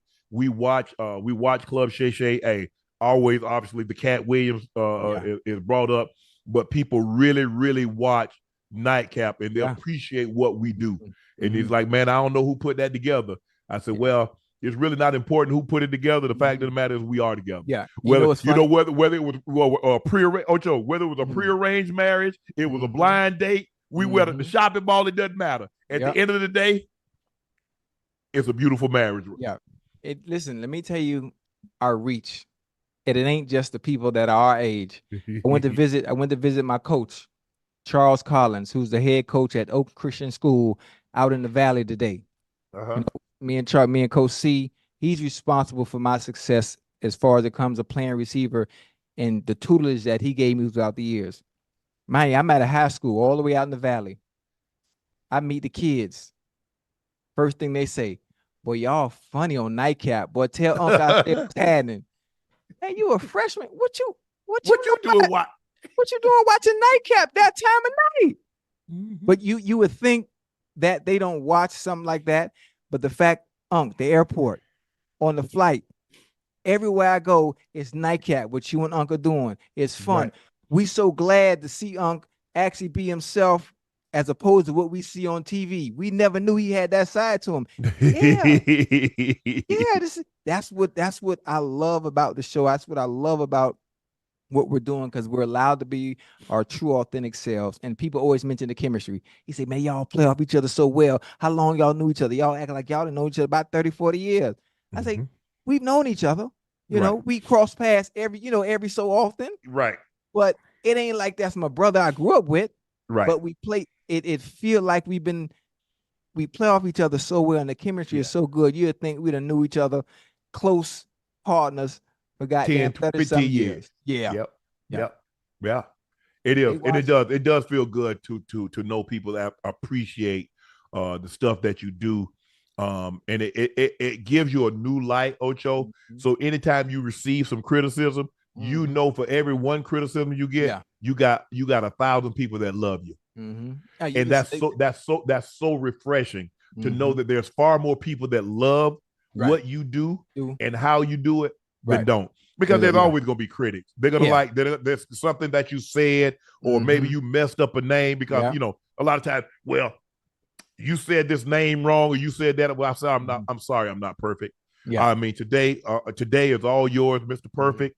I'm sure you're perfect today. Nothing went wrong in your life, but hey, if that's the smallest thing, how I look, what I dress like, if that's the only thing that you can find fault in me with, oh, they're gonna find something. They're gonna always find something. Good. And, you know, pretty good. Not too long ago, I saw complaints about what we're not talking about. So they done moved the goalposts. Like, goddamn, now you're mad we're not talking about certain things. Right. And now that's the issue. They can always find something. They talked about Jesus. They talked about Jesus' sandals because they was a little too small. You didn't know that, huh? Yeah. Well, didn't he wash somebody's feet with his hair? How you know? You was there. You know Jesus turned water into wine. I'm drinking wine right now. That's a red Solo cup. What you got in there? What you got in there? Water. Like that La Portier? Nah, that water. Nah, the La Portier, you know, La Portier have me all here, you know, so we have no monetization tonight. It'd be 2 hours. We'd just been doing 2-hour rehearsal. I'd have showed up been on one tonight. Nah, I just And that's what's so refreshing, Ocho. Because like I said, a lot of times I meet people and they know, obviously they know who I am. I mean, be it football or now they saw me on Undisputed or they saw me on First Take now. But they watch Nightcap in the club Shay, and I'm looking at the people, and you know, when they say don't judge a book by its cover, I'm I'm talking about people like white people like 70 years old, 75 years old, talking about they watch Nightcap and they watch the club Shay. I'm like, huh? But you have to understand, we do something. There are a lot of podcasts. Yeah, there are a lot of outlets and platforms that talk sports. The stories. Nobody can replicate or emulate the stories and experiences that we've been through. There's a certain line that we touch. We don't really cross it. There's a certain line that we touch that other people can't. They can't go there. No. There are areas that we can go to, other people can't. And it's fun. It's exciting. It's unpredictable. You never know what we're going to talk about because we don't even know half the time. No, we don't. Most of the time, Ash like, do you want to know? I said, nah, just put it up on the screen. We'll talk about it. We'll talk about it. We'll get there. We'll get there with when I see it pop up on the iPad. But that's it. I mean, Ocho, you know, look, you can't please everybody. Well, y'all didn't talk about this. Guys, we're normally on here anywhere between 2 hours and 2 hours and 15 minutes. And we like to try to cover as much ground as we possibly can. But we can't talk about everything that happened in the world. We can't talk about every sporting event. We can't talk about every football game, every basketball game, then touch on baseball. Or what about golf? Did you see the Tiger with come on now. Right. But for some, Ocho, it's never going to be enough. No. But it's going to be enough for the ones that follow us. It's going to be enough for the ones that been down from day one. Yeah, they're gonna appreciate it. Are we trying to expand our audience? Yes. Yeah. That's why we try to touch on so many subjects. We understand that our core, we know what they like, and we always try to make sure we incorporate some of that into a day. Whether it's Sunday, Monday, Wednesday, Thursday, or whatever the case may be. We always try to incorporate something. Matter of fact, you know what we can add to? Now if we want to incorporate everything, we could also hold chapel. No, we ain't gonna hold no chapel. You don't want to hold no chapel? Nah. That's why we got Spell-O-Cinco. That's why we got Spell-O-Cinco. We got Dunk on Unc. Those are two of our most popular segments, Ocho. Hey, that goddamn spelling, man. That if I hear one more person come up to me talk about, man, why Unc be doing you like that, man? I can't spell them words. Matter of fact, somebody was talking about when they hear you call a word to spell, they can't even put it right unless spell check give it to them the right way to look it up. I don't know. I think chapel might be good because then we could bring in the Christians. We could bring in the Catholic people. Man, you done cussed 100 times before we get to chapel. I ain't even cursed today. You done got 3 or 4 of them in there. No. I ain't cursed today. I promise. Because I said in the chat before we even started the show, I promise I'm not gonna curse today. I've been praying on this, and my therapist told me what I need to do to stop cursing. I'm in therapy for that. Yeah, clearly it ain't working. Check this out, Ocho. Stefon Diggs likes tweets trashing Bills Mafia. Bills low-key got the worst fan base. Y'all bitter ASF in the comments. What do you think? How do you think you like the way Stefon is handling this? Should he just let it go? Just move on? You're in Houston now. Have fun with it. Have fun with it because listen, I've seen people. Diggs was not in control of him going to Houston. He was not in control. Bills Mafia wasn't in control of it either. That was management's doing. So he's not responsible for it. Now, what I've seen people from Bills Mafia trash Diggs. I've seen people from Bills Mafia post pictures burning the 14 jersey. Things that Diggs gave you all he had. He had some good years in Buffalo. There's no need. Players come and go. That's the nature of the business. So when a player goes, what do fans always do? Forget him. Glad to see him go. It's always something negative. It's never, thank you for your services. Thank you for all you've done for us. Right. On your time here. Never, ever, ever. It's always all the negative. Well, hell, when any player leaves your team, there will always be some negative thing to say. Always. LeBron left Cleveland. What they did. But they'll tow the city or they'll burn the arguably the greatest to ever play this game. One of. Burning jerseys all over the place. So what you think they gonna do to Diggs? Yeah. Oh. But I like him. Poke the bear a little bit, have some fun. And you know what I do hope? With that? I do hope. I'm not sure if the schedule is already made for this upcoming season, but I hope there's a Bills-Texans game at some point in the season. I hope it is. Now that would be a sight to see. Yeah, hey, y'all hit them like buttons. We got how many got? We got 17,000. Man, we need to have about 5,000-10,000 likes. Go and hit that like button. Y'all know y'all like it. Y'all sitting here watching it. You gotta be. And if you're on the East Coast, it's coming up on 11:30. You sitting here watching us hit the like button. It's okay. Oh, and subscribe. Matter of fact, you know what? This what you got to do. We got 17,000. Yeah, 17,000 people. Do me a favor. We're gonna give you 1 minute. Just 1 minute. 1 minute. Just do me a favor. Stop real quick. Like and subscribe real quick, and we're gonna come back in 1 minute. I ain't going nowhere. Just 1 minute. That's it. You got to give them time. Because if you keep talking, you know what they're gonna do? They're gonna keep listening. So we're gonna give you a minute of silence. We're gonna give you opportunity to like and give you opportunity to subscribe. Now watch them numbers go up. Matter of fact, I'm gonna pray. God, we come before you, and we thank you for the followers.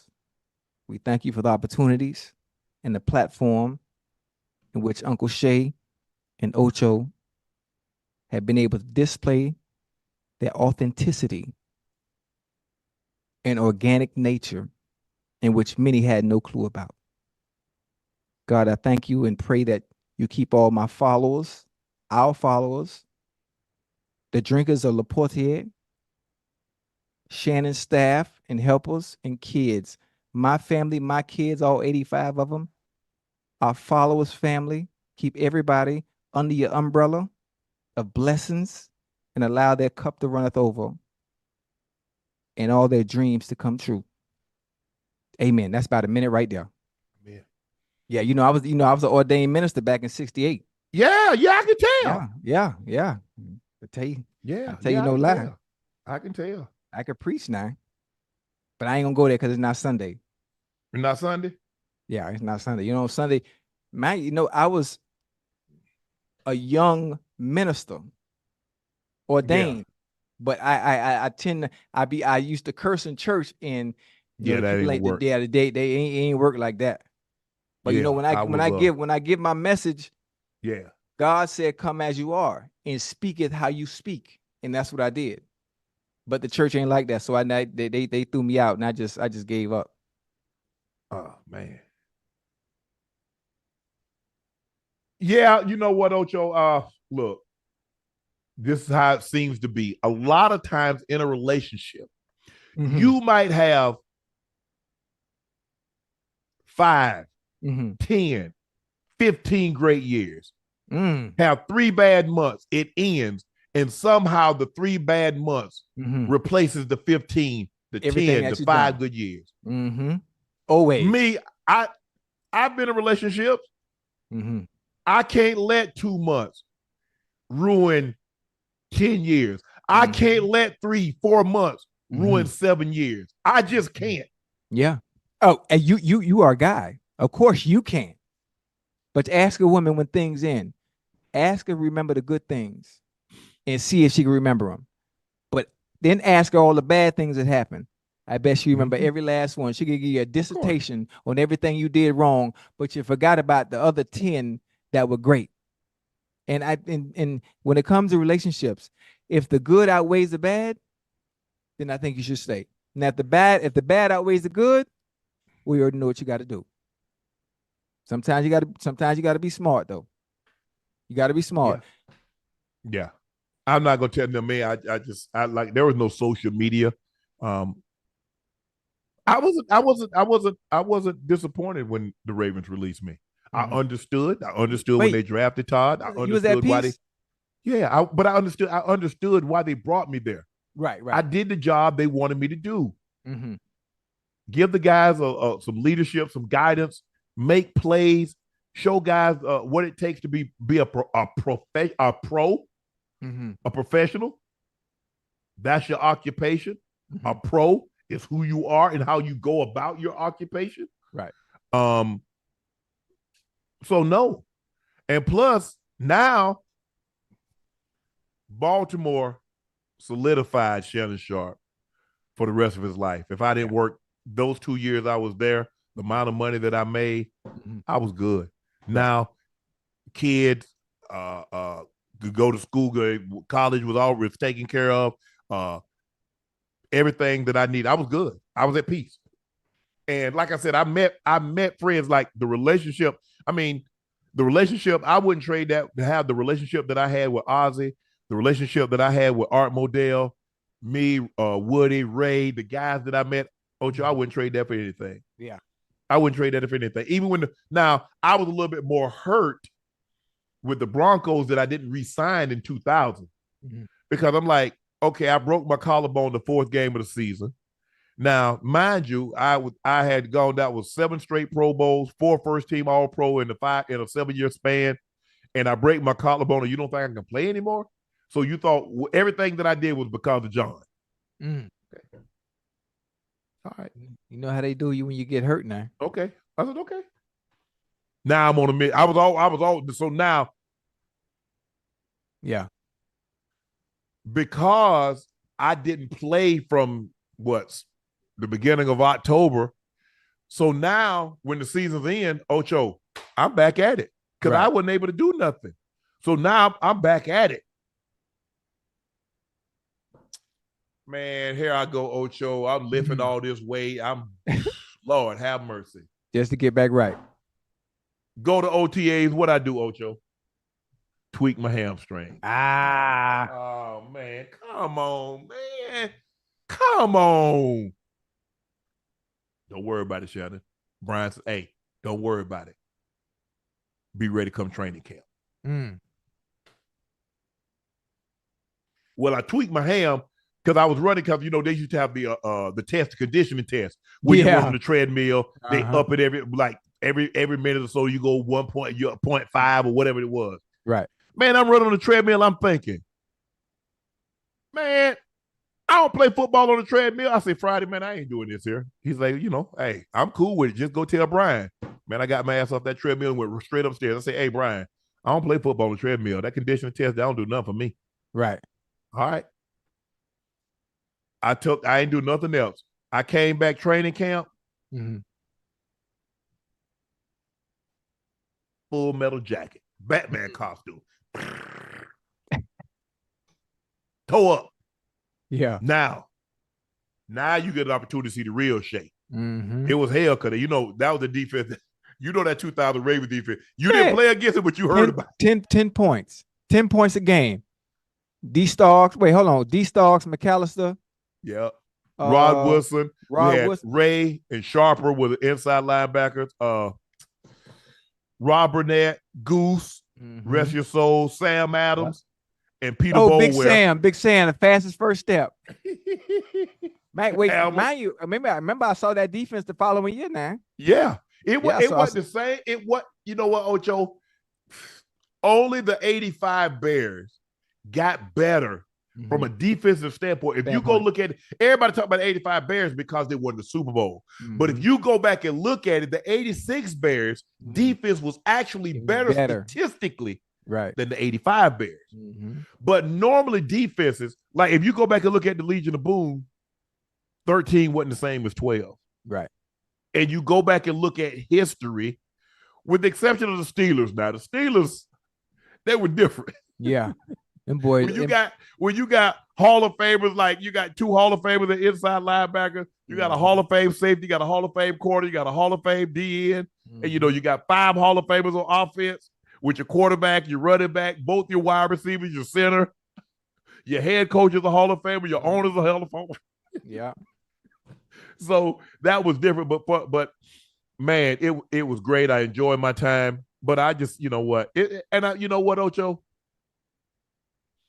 Having been in the position that I'm in, if you notice, I don't nearly tell people how they should handle things because at the end of the day, we're all human. And sometimes people get that. People think you're devoid of emotion because, you make millions of dollars. Bro, you human. You human. Right. Millions of dollars. If you lose a loved one, it hurts. Yeah. And so maybe the same stimuli that impact somebody else does, but there's something that would trigger you. And so, Stefon, just be at peace. You're in a situation, you got a young quarterback, you got an excellent team around you. Just go in there and be Stefon Diggs. Yeah, that's the easy part. Just ball out. Don't even worry about. You had a great 4 years, or however long you was in Baltimore. You did some great things. The team did some great things. Now it's time for you to move on. Now it's all about how can Stefon Diggs help the Houston Texans go further. Yeah. Hey, Steph, I know you're going to see this too. Keep putting that shit on. Yeah, keep doing that too. I know I was the inspiration. I'm your fashion inspiration because you got the drip from me. So keep doing your thing. Check this out, Ocho. Complex Magazine ranks the best coaches in sports right now. Number 1 is the head coach of the University of South Carolina Lady Gamecocks, Dawn Staley. I like Andy Reid is number 2. Dan Hurley is number 3. Kirby Smart, 4. Gino Auriemma, 5. Spoelstra is 6. Kerr, 7. McVay, Bill Self, Kyle Shanahan, Jim Harbaugh, Becky Hammons, Michael Malone, Dave Roberts, and Mike Tomlin. Are you surprised by anybody, let's just say, in the top 5? Dawn Staley is 1. Andy Reid is 2. Dan Hurley is 3. Kirby Smart is 4. Gino Auriemma is 5. No, I think the top 5 is good. I think the top 5 is actually good. I think some people obviously would probably personally change the order in which it is, but I like Dawn Staley being first based on what he's been able to accomplish. Obviously, Andy Reid, his resume speaks volume and what he's been able to do for the Chiefs and that organization with Patrick Mahomes at the helm. Mr. Hurley, obviously. Back-to-back championships, first time since 2006. Back-to-back championships as well. But I mean, I don't see anything wrong with it. But again, if you ask certain people, I think they will change purposely based on their preference, the order in which Complex put it. But I like it. What you think?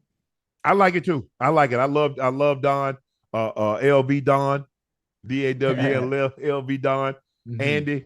Yeah, I mean it's hard to argue. Gino, his resume speaks for itself. 11 NCAA, 11 championships. 23 Final Four appearances. Right. Yeah, they got some great coaches on here. I have a question. Speaking of the coaches on here, at number six, would Eric Spoelstra making it? Would this be during the LeBron era? No, I think the fact of the matter is that he's gone and it gone to the finals without LeBron. Right. Okay. I like that. Obviously, Steve Kerr, he's gone to 5 finals. He's won 4. Sean McVay has won the Super Bowl. Bill Self, 2-time champ. Kyle Shanahan hasn't won any, but he's been to 2. Jim Harbaugh's been to 1 been to 1 Super Bowl, lost that to the Ravens, but he did just win the NCAA championship in college football. Becky Hammons is a 2-time WNBA champ back-to-back with the Las Vegas Aces. Michael Malone is in position to potentially go back-to-back. They won the NBA title last year. Right. Dave Roberts, the Dodgers manager. We know with the Dodgers, they're going to contend every year. They bolstered their lineup by signing Shohei. So you pair him with Freddie Freeman, Mookie Betts. Right. Yeah, I like it. I love it. I love it. I love the list. Yeah, I like it. Is anybody you think should be on this list that didn't get to the? What about Pop? They left Pop off. Oh, Greg Popovich. Okay. Trying to think who else. Well, no Belichick, huh? Or he hasn't done enough lately. Well, hell, I mean, there are a lot of people ain't done enough lately. I mean, as a matter of fact, Jim Harbaugh has been out of the NFL for an extended period of time. But he just won recently. National championship. Mike Tomlin. He ain't won the Super Bowl since 2005? 2006? 5. They beat Detroit. No, they beat Arizona. Huh? No, they beat. Hold on. They beat Arizona. No, they beat Arizona. No, they beat Arizona. You're right. You said it right. No, they beat Detroit.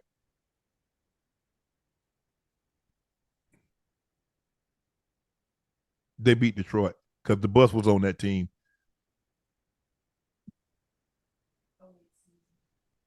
With the last time they won, that's when they beat Arizona. Yeah.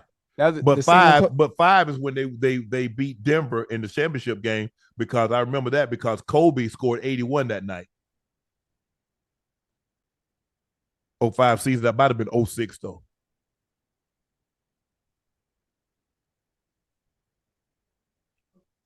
Mm-hmm. Yeah. So they beat Seattle in Detroit. But I like this list. I mean, you look at Bill Cowher, yeah. Dawn Staley, 3 championships in the last 7 years. I think she won her first one in 17. Andy Reid, 3 championships in the last 5 years. Darren Hurley, back-to-back. Kirby Smart, 2 championships in the last 3 years. Geno hasn't quite won one in a while, but he has 11. Eric Spoelstra, every year he has his team ready to play. Steve Kerr won his last, I think it was 22. He has 4 championships. Sean McVay won the Super Bowl just 3 years ago. Bill Self won the year before UConn repeated. Kyle Shanahan just went to the Super Bowl this year, didn't win.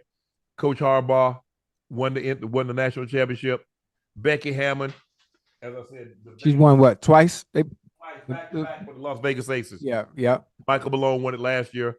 And so, I like the list. I really do. I like the list. I thought it was really great. Logan Paul had a big gift for I Show Speed for helping Logan win his U.S. title at WrestleMania 40. Ocho, watch this. See if you're going to do this for your boy. All right. Okay, I show speed because you helped me retain the United States Championship and you took that nasty RKO from Randy Orton. The Prime Team want to get you a little something. What? Ready? Come on, bro. Yeah, son. You gotta stop this, bro. Yeah. You gotta be lying, bro. It's yours. No way you gave me this. No way this dude gave me a store shit. We wrapped it in black because that solar eclipse. Because I'm black? No, because the solar eclipse, it blocked out the sun. You can like drop through this. Yes, you don't even have to look. Yeah, like you can just go. Oh, wait. Oh, you ran over the bow. Ocho, what you gonna do for your boy? Ocho, what you gonna do for your boy now? Hey, boy, you want one of them? No, hell no. And I don't know, man. It's too technologically advanced, right? For your uncle to drive. Yeah. You too old for that. Hey, put it in gear, push a button, put it in gear. That's all I got. I can't be pushing no buttons. That's why you need a caddy. You need a caddy or a Lincoln. That's that. No, I don't know no Stankin' Lincoln. Nah, listen, let me tell you, I'm gonna get you a gift. Now you can't be picky. Now, if I'm gonna get you a gift, I'm gonna get one that's adequate with your age. Get you a Lincoln. I'm gonna get you some Stacey Adams. Man, bro. Nah, I'm gonna get you some Dickies creased up with the heavy crease in the front with that starch. Yeah, that's what you need right there. Yeah, hell no. Next thing you gonna know, that's a good gift. Yeah, hell yeah. That's a good gift. You gonna be wanting me to wear them rib socks like they be wearing in church with them Stacey Adams. Yeah, that's what you gotta wear with it. No, hell no. And you got tuck your shirt in, man. You'll kill him, huh? No, hell. Come on, getting out that caddy. Man, Ocho, Chad, do I look like a caddy guy? Do I look like a stinking Lincoln? All right, now a Lincoln, boy, come on now. You don't like a Lincoln Town car? They don't even make Lincoln Town cars no more. I'm gonna get you one though. No, you're not. Come on. That man gonna talk about I look like a. I'm telling you, man. You look like you could look. If you put this on, you get that Lincoln, you look like an extra from Harlem Nights. Nah, I want you to get your boy. What you want? Get your boy that Rolls Spectra, that Rolls Royce Spectra. Matter of fact, that's what your boy need. What color you want? I want that thing matte. Matte. Yeah, like gray, matte gray or matte. Oh, gunmetal gray. Yeah, something like that. Yeah, I you know what? I'm gonna get you one too. I'm gonna ship it to you. Soon as you send me my goddamn Funko. Send me my Funko, I get you a Rolls Royce Spectre. This guy? Yeah. You send me that, I get your Rolls Royce. Matter of fact, how much that Rolls Royce Spectre cost anyway? About $5 bands. About 500 bands. 500,000? Yeah. Okay. I tell you what, you send me my Funko, I put 250 down, and you take care of the rest of the payments. Because I know you got good credit. Yeah, 800 at least. You like him, Ocho? Yeah, I think about auction this off. I think I might take this to Christie's and see what I can auction it off for. Nah, don't do that. I need that. Because my kids want to see that. I have no memorabilia. Right. I ain't got no memorabilia. I would like my Funko. But he got a cheeseburger in his hand. Can you see that cheeseburger? Yeah. Yeah, because that's what I eat. He got a soccer microphone. He got a little beanie on. He got some shades. That's me. They did him out too. That's me all day, every day. And he got some white. He got a sweatsuit on. Got some white kicks. Yeah, you see, I still got on the same sweatsuit I had on the last show on Sunday. All right, I'm gonna have Ash send it out to you. Appreciate that. Yeah, you're a good dude, man. Now, as soon as you send it, I'm gonna go ahead. I got a dude they got a Rolls Royce Spectre in Miami at Exotic Car Rentals that I know. It's blue though, but I can matte that. They can wrap that for you real quick. Yeah, for sure. I got you. You know what, Ocho? You come get it. You in LA right now. Stop by the crib and pick him up. No, I can't because I got to work in the morning. I got my call time at 6 o'clock. Tell me where you working at. I'll drop it off. Studio City. That's right around the corner. Right. Yep. I'm right there. Studio City. Gate 2. Gate 2. I'm in Studio 14. What you working on? Doing a little TV show. You do a little TV show? Yeah, a little TV. Yeah, a little TV show. Along with nobody know what I'm talking about. Yeah, me and Travis Kelce doing a little show, little TV. Yeah, I like that. A little quick little show. Yeah, a little quick little show. You ain't invite me to help. I could have. You ain't invite me to help. Nah. You busy. You got. I ain't do business for you. Well, but shoot, hey, go ahead and get your boy on ESPN during football season. And I just need one day. How many days? I just want one day. I just want to come on one day, do the morning segment with y'all, see how, feel it out, see how y'all like it. I think the dynamic with me, you, and Stephen A., it would do wonders. It would do. You're already the best show there is, but with the addition of me adding a little bit more flavor, and I promise, I know how to conduct myself based on my surroundings. I can adapt to the environment. I'm not going to curse on that. You know that. Sometimes I scare you because you don't know what you're going to get because I'm unpredictable. I sure hope not. But it's one thing about when you're working for Disney, I'm easy. I know how to suppress myself, and I can flip the switch and turn into a completely different person that you ain't never seen before. You can do all that, huh? Oh, yeah. I could do that real well now. Real well. We just talked about masking it and having to camouflage who you are based on your environment. I'm good at that now. Yeah, you good at that now. Listen, I done seen women fake relationships and orgasm for years. Oh Lord, have mercy. I'm just saying. I'm just telling you what I can do. I would trust you, Ocho. I'm gonna trust you. Check this out. Now it's time for Nightcap After Dark. Yeah. I like After Dark because it's dark. It's dark right now.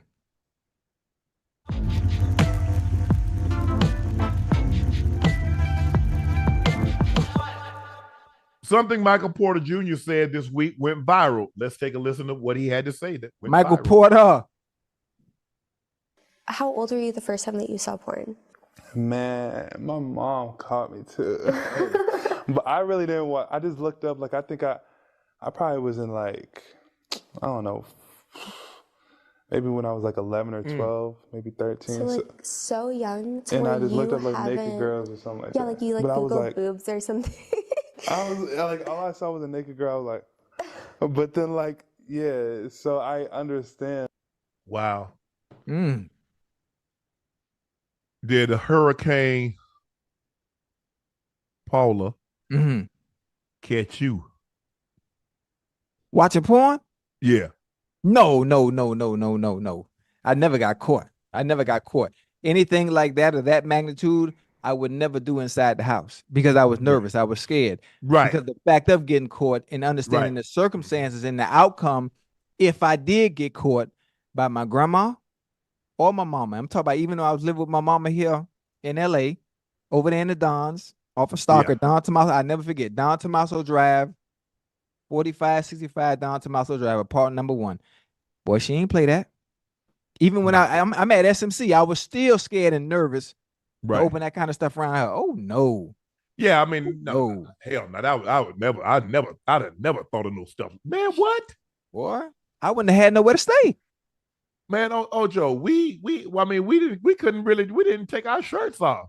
And do some man, like I said, I'm grown now. I still in the back of my mind, like any woman that I've ever dealt with will tell you, I don't walk around naked in front of them. Right. No, hell no. Oh, now, hey, boy, listen, now at this age, you got to understand. See, you're a little different than I am based on what I had to do. Obviously, you know my history when I was in 97, having a strip.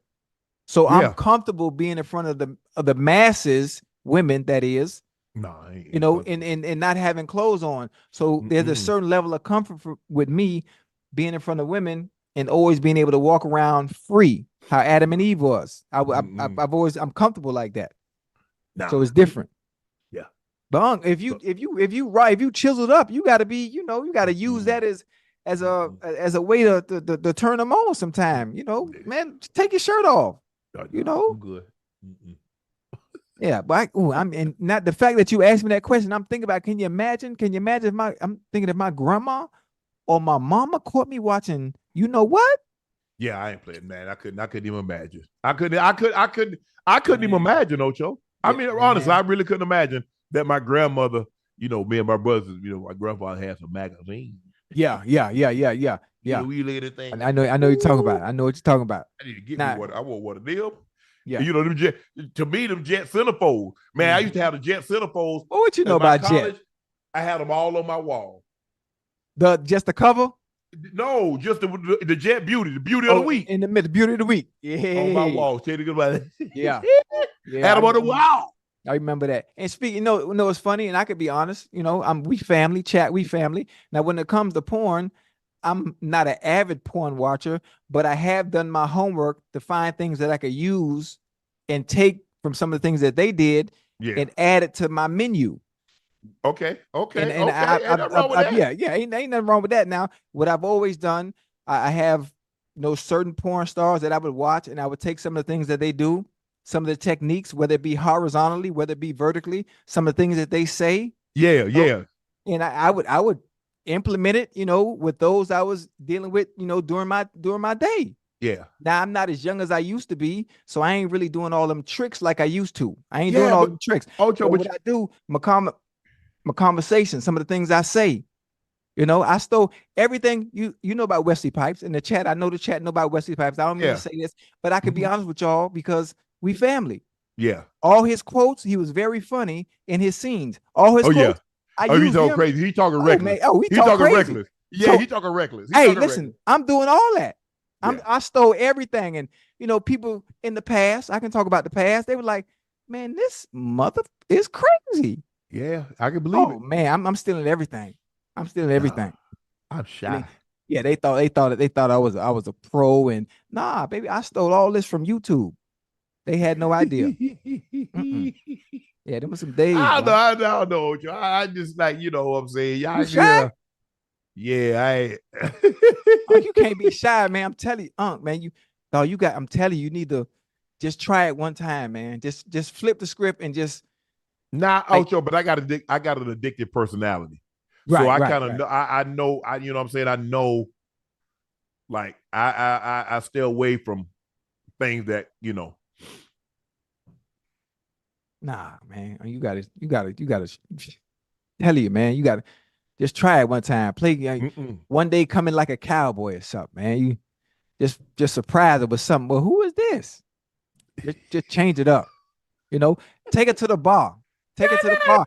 Take it to the bar. Have her meet you at the bar and pretend you somebody else. Like we don't know each other. Yeah, like we don't know each other. Send her a drink, something like. I don't know. So how you send somebody a drink? Because I ain't never sent somebody a drink. So how you send somebody a drink? You're like, hey, bartender, I like to buy her a drink. How you send somebody a drink?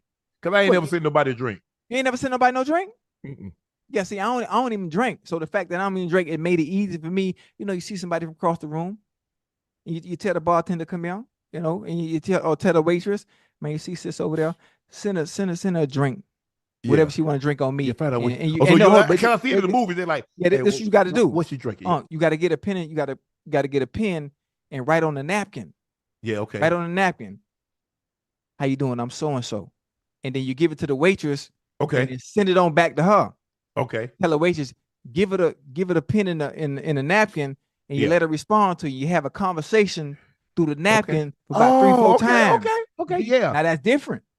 Chat, y'all stay with me. Now you know chat probably ain't gonna like this. See, it's different. It's authentic. Yeah. A little conversation like 4 or 5 times. Then, I don't know, Ocho. You'll spell a little suspect though. Nah, not my spelling. Not when it comes to writing. Not when it comes to writing. You know, now when you get to the 5th question on the napkin, and the napkin's filled up, you get up, then you go, and you don't even have to introduce yourself because you already did it through the conversation through the napkin. Okay. I'm telling you. That's some different shit now. They ain't doing that today. They ain't doing that these days. No. They ain't doing that. Nah. I ain't talk. I don't really be talking like that. No. Unc, you got to talk. Sometimes I go to the bar, and I know people think I'm like, but I don't really be conversating. Not with women. You got to be a little bit more. Oh, okay, nah, okay. Not this. I don't want nobody. Now. First thing, my luck, just my luck. He said something inappropriate, so I just let it go. I don't got time for that, Ocho. Okay, I'm with you when you're right. See, you and I are completely different. Man, it took Ocho. I went and got my nails done yesterday. Right. So I go to this place and have to get on the elevator to go down to the parking garage. Yes, man, sir. I had to wait like 4 times because as soon as I open the elevator and get on, somebody was on there. Get on. Yeah. No, a woman come get in. I get out. Right. Go get in the elevator. Here come another lady. Oh Lord, I'm gonna be late. Every time you getting out of there. Every time, like, well, damn. They're like, you can come. You can go up. I was like, no, ma'am, I'm fine. But you go right. And then they in the lobby, and I'm in the lobby. They see me coming. They're like, well, damn. Same thing going down. I was like, well, damn. I be pressing them. I see a woman coming, Ocho, and I'm on the elevator. Man, I be pressing closed doors so and I be closing the door so quick. Even Jordan, like if I'm like out of town, right? Jordan, like, okay, Unc, I'm gonna go get a workout, and he'll see a woman. He's like, no, don't worry about it. I'll go on upstairs with you. Yeah, I ain't getting on the elevator by myself with a woman. Yeah, you can't. I understand being careful, being cautious, understanding, especially during these times that we're in, based on what you've accomplished to this point. But you can't live in a shell like that, man. Check this out. Yeah, it took me 6 years to ride the elevator along with Ash. Why? She a female. What the hell you mean? Why? She worked with you. She worked for you. I don't give a damn. I ain't no Ash like that. God damn, Unc, boy, you strict, boy.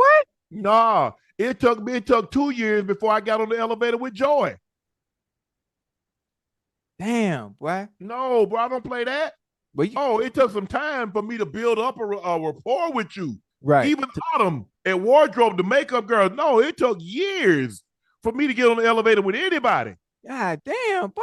Oh no, hell no. No, you might well just take the stairs. Hey, I would.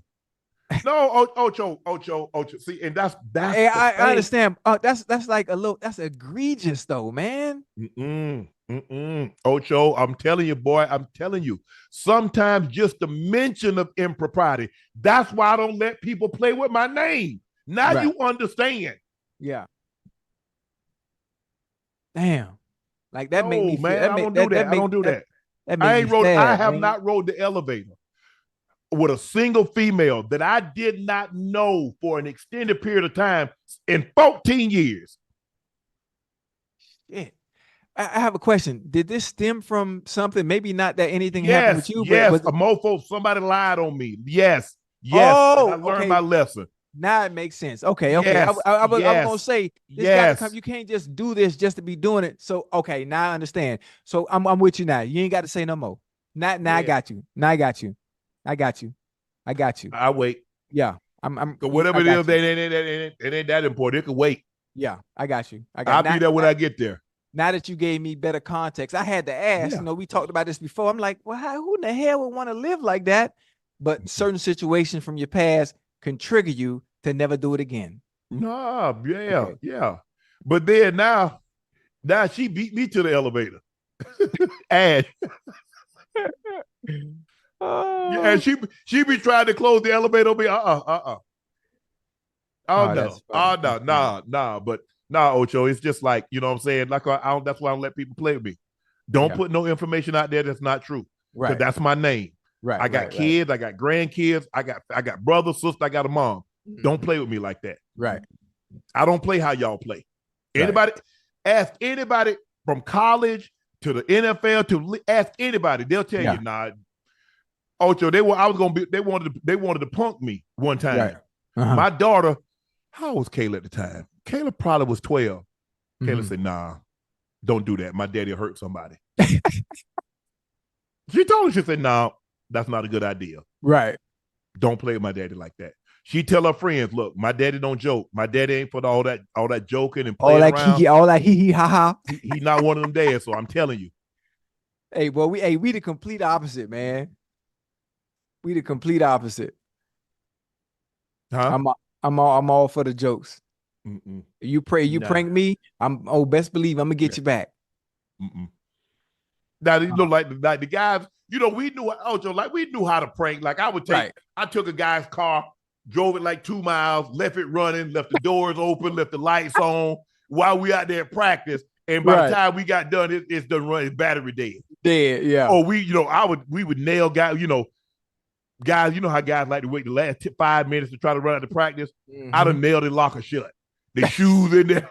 You know what I'm saying, Ocho? We do stuff like, you know what I'm saying? We do stuff like that. You know, the icy hot in your jock, or we putting powder in your helmet, stuff like that. You know what I'm saying? But and even then, I was like, man, I remember we had a conversation. We used to like knock food out of each other's hands. And I just remember all the guys, we were sitting around, it was me, Rod, Burns, a dude named Ray Jenkins, we called him Cock D, and Rod, Alan Aldridge, we called him Roscoe. Man, we just like, and I just remember like, man, let's go ahead and end this. Because I know, because somebody gonna get mad. Because what dude was eating pizza one day, and he forgot, Ocho, I came and I kicked that pizza, it hit the top of the ceiling. The stain stayed up there for like 15 years until they redid the locker room. Yeah. Oh man. Man, it would. But I'm saying to Ocho, but like I said, I don't like me. I'm just like, man, I just try to. Like I said, and my sister. Hey, Chad, do me a favor. Say a prayer for my sister. She's going to have both of her hips replaced tomorrow.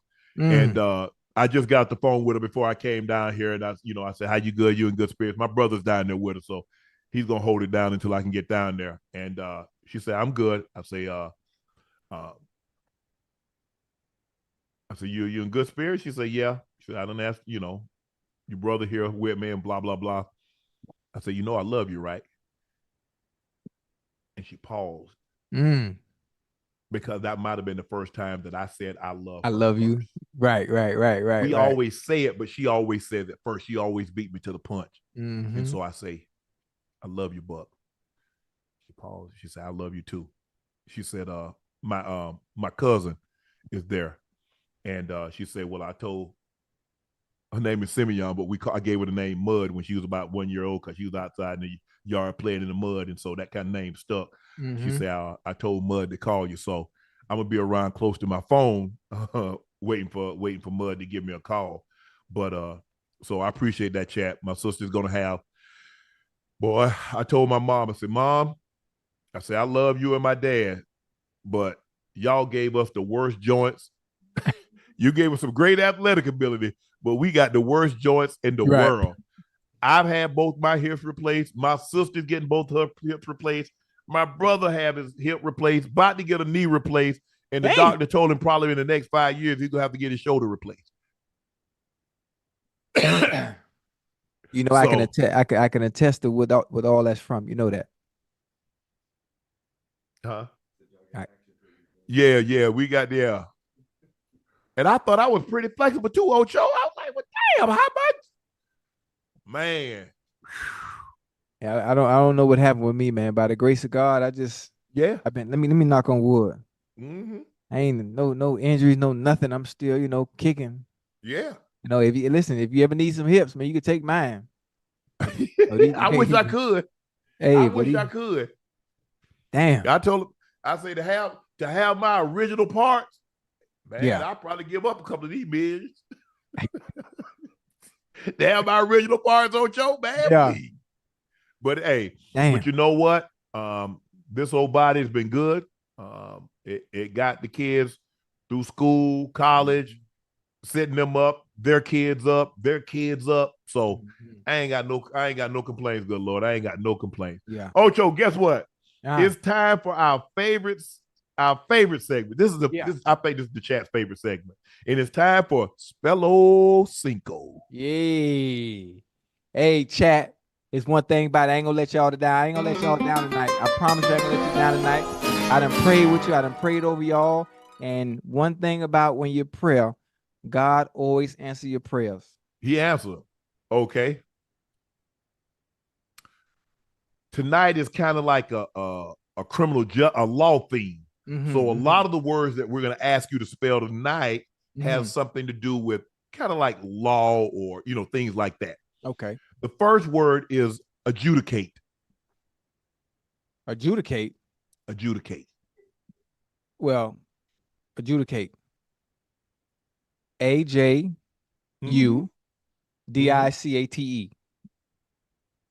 Adjudicate.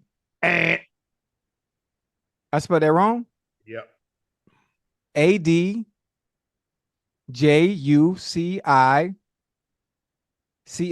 How's that wrong? ADJUDIC. That's what I said, Unc. Are you sure? Jew. I said the Jew. Adjudicate. You didn't put the D in there first. Yes. Oh my God. This is how you cheated me last time, man. Chat, what you think, chat? What you think? I know the chat heard me. I can't spell adjudicate without putting a J. That's how I know I said it. No, you said that. Oh, come on, you cheating. Okay, we go hold off on that. Okay, how about this? Nah, give me that one. That's one. Nah, don't cheat me. Chat, did he spell it correctly? They know I spelled it correctly. Everybody said you forgot the D. Pause. No, I did. But you forgot. I'm just saying what the chat said. They just said you forgot the D. Pause. Big pause up. I spelled it right. It's adjudicate. But you know what? Can we play that back? Okay. But you know what? I don't know. We ain't got no replays. Come on, let's go. We go get it though. I'm making sure we go get it. All right, in my next house, we gonna have a video. We got a board. We gonna be able to. So the next word is memorandum. Memorandum.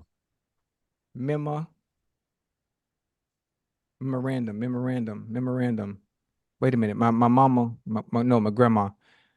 Memorandum. MEMORANDUM. Memorandum. MEMORANDUM.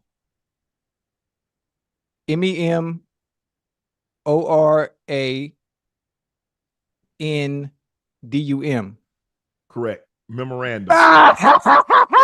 Hey, I know. Hey, chat, I told you, God is good, chat. And he always on time, honey. You hear me? One thing about him. Due to the negligence of Carl, who was Carl? There was an accident. Carl the word Winslow? Is negligence. Negligence. All right, I know it's NEG. Negligence. Ooh, this is a good one. NEGL. Negle. GINCE. God damn it. NEGLIGENCE.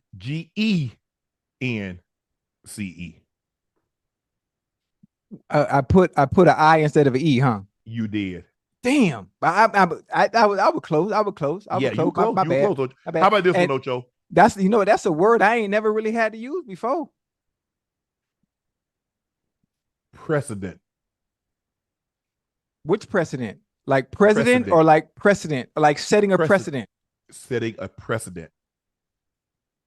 But that's easy. PRE. No, I'm sorry. PRE. Yeah, too late. You misspelled it like you do me. No, but I didn't even finish. Yeah, but you said PE. You know I didn't. Come on, now you have to let me finish the word first. You can't. No, you can't. Listen, they let the student finish the word before they say anything. Okay, precedent. P-E-R-C-E-D-E-N-T.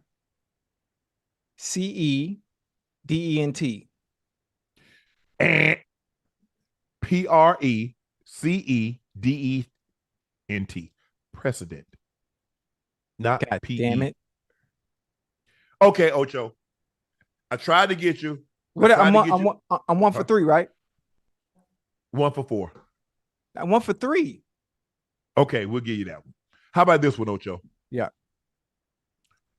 Ocho refused to come to court, so we had to subpoena him. Subpoena. S-U-B. I know it's sub. I know that.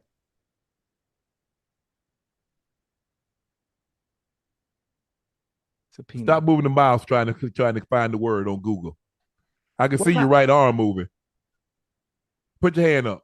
My hand is up. Yeah, but we saw your arm moving.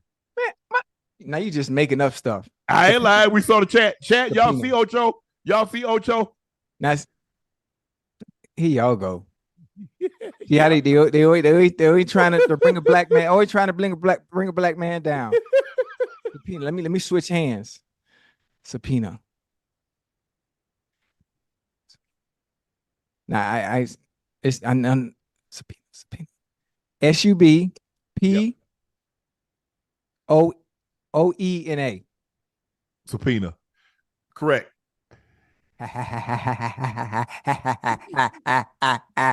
You know how I know? You was 1 for 4. They had to subpoena. I've been subpoenaed before.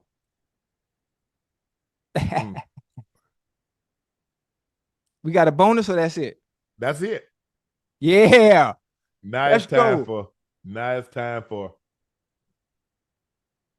Oh yeah, you losing tonight. It's time for your favorite segment. Yeah, you losing tonight. Why you chat? Here we go, chat. Chat, here we go. Oh yeah, I like this one. Chat, y'all ready? Yep. Here we go. Question number 1. Dunk on Unc.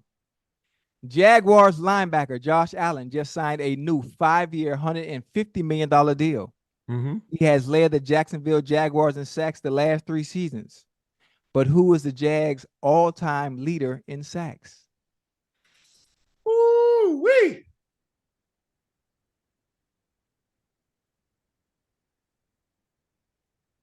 I think he probably from you. I'm gonna go Tony Brackens. I don't know. What you crying? Hey, nah.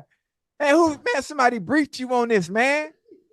Y'all been stop playing with. Hey, I keep telling y'all. How you just gonna say Tony Brackens? Well, how many? Hold on, you ain't finished the question though.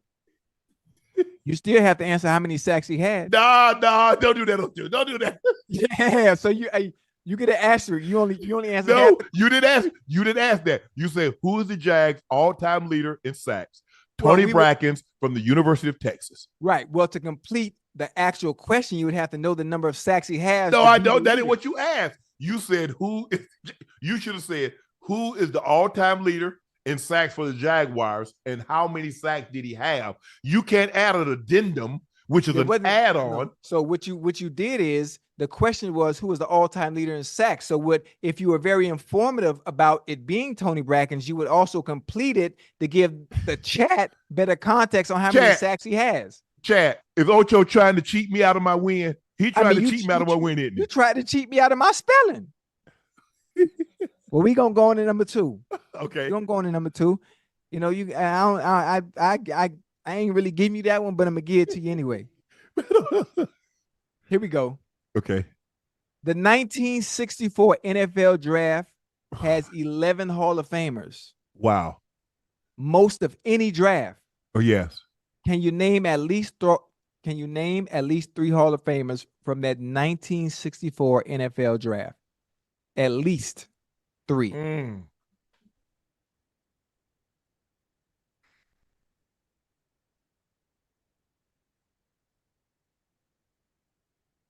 We got him, Chatty, on the ropes. I see your right hand moving. I see your right hand moving. Dick Buckers. Gale Sayers.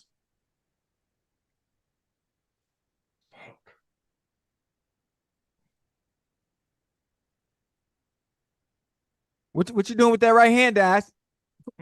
Okay. I'm just making sure now. Oh my goodness.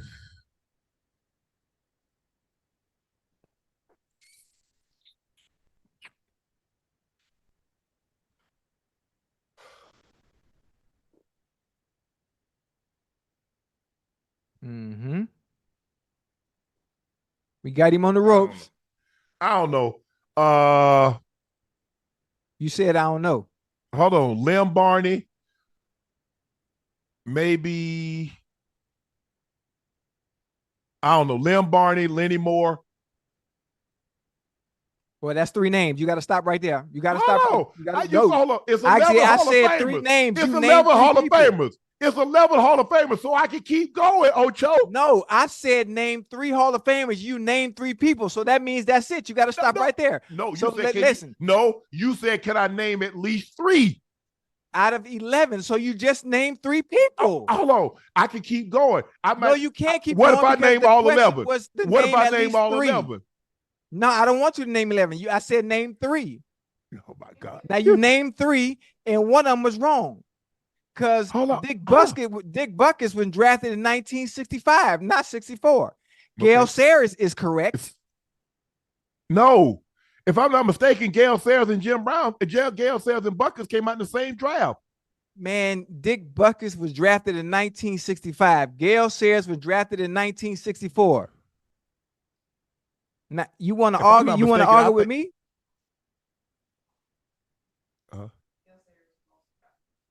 Yes, they were both in the same draft. No, Buckus and Sayers was in the same draft. No, Dick Buckus was drafted in 65. I'm not sure where Ash is getting her information from. Dick Buckus and Gale Sayers were in the same draft in 65. I'm wrong about 64. Gale Sayers was drafted in 64. Look at it.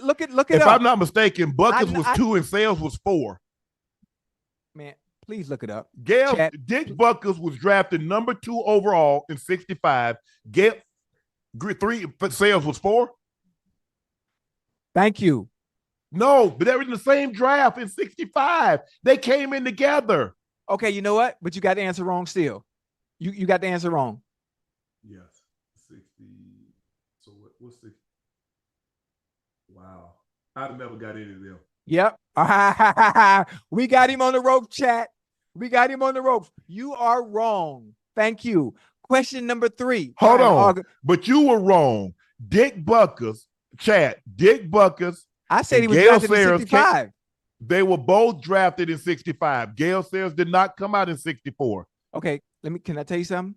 Yes. We were talking about the 64 draft, so you arguing the fact that you still wrong. No, but I'm just saying they both came out in the same draft. Okay, go ahead. You got it. I'm wrong. I'm 1 for 1. We got him, chat. Number 3. Yes. Only 2 tight ends. All right. Damn it. I know you're going to know this shit. Damn. I ain't going to know it. Only 2 tight ends in NFL history have scored 100 or more career touchdowns. Who are they? Tony Gonzalez and Antonio Gates.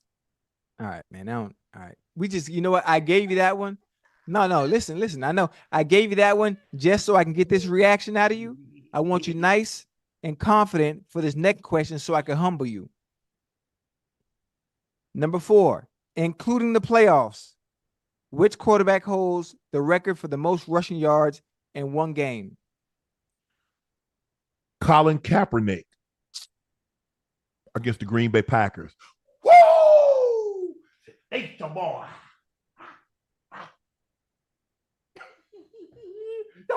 Don't do that with OJ now. The computer. Now you might stump the computer once or twice, but the computer go reset. Gonna get you. And you cheating over there, man. Okay.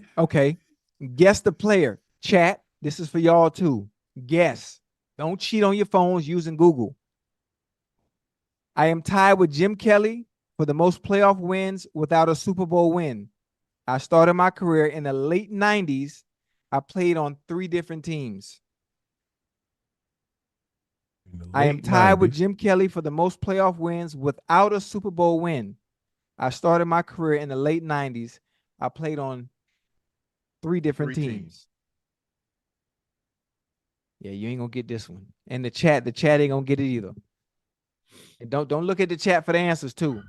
Jim Kelly probably have somewhere around, I mean, he probably has around 12 wins because he went to 4 straight Super Bowls. I think they won a couple before then. So who has 12 playoff wins?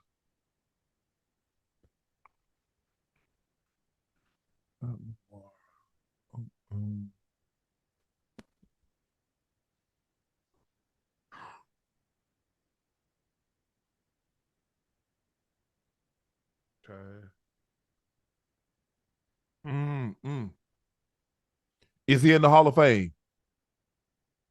I'm not giving you any more clues because if I tell you anything about him being in the Hall of Fame, it will make you answering the question that much easier. You can go ahead and say you don't know. What happened to that computer you was talking about? Did the computer,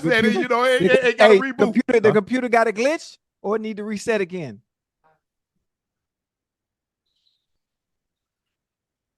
He played on 3 teams. Yeah. 1, 2, 3. Started his career in the late 90s. Mm-hmm. Man, let's see. Hey, don't start that now.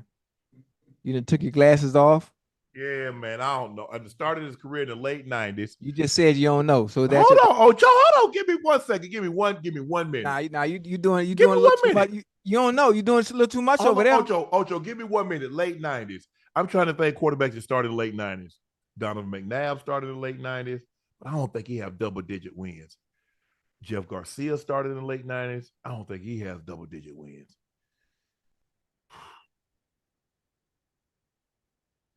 Late 90s, man.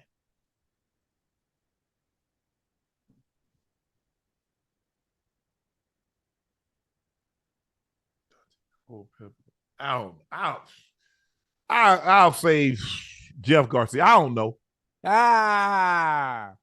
You know what's funny? What? You good. I don't know. Somebody over there cheating for you. Don't you say I'm right. Ocho, you better not say I'm right. I'm not going to say you're right because you're wrong.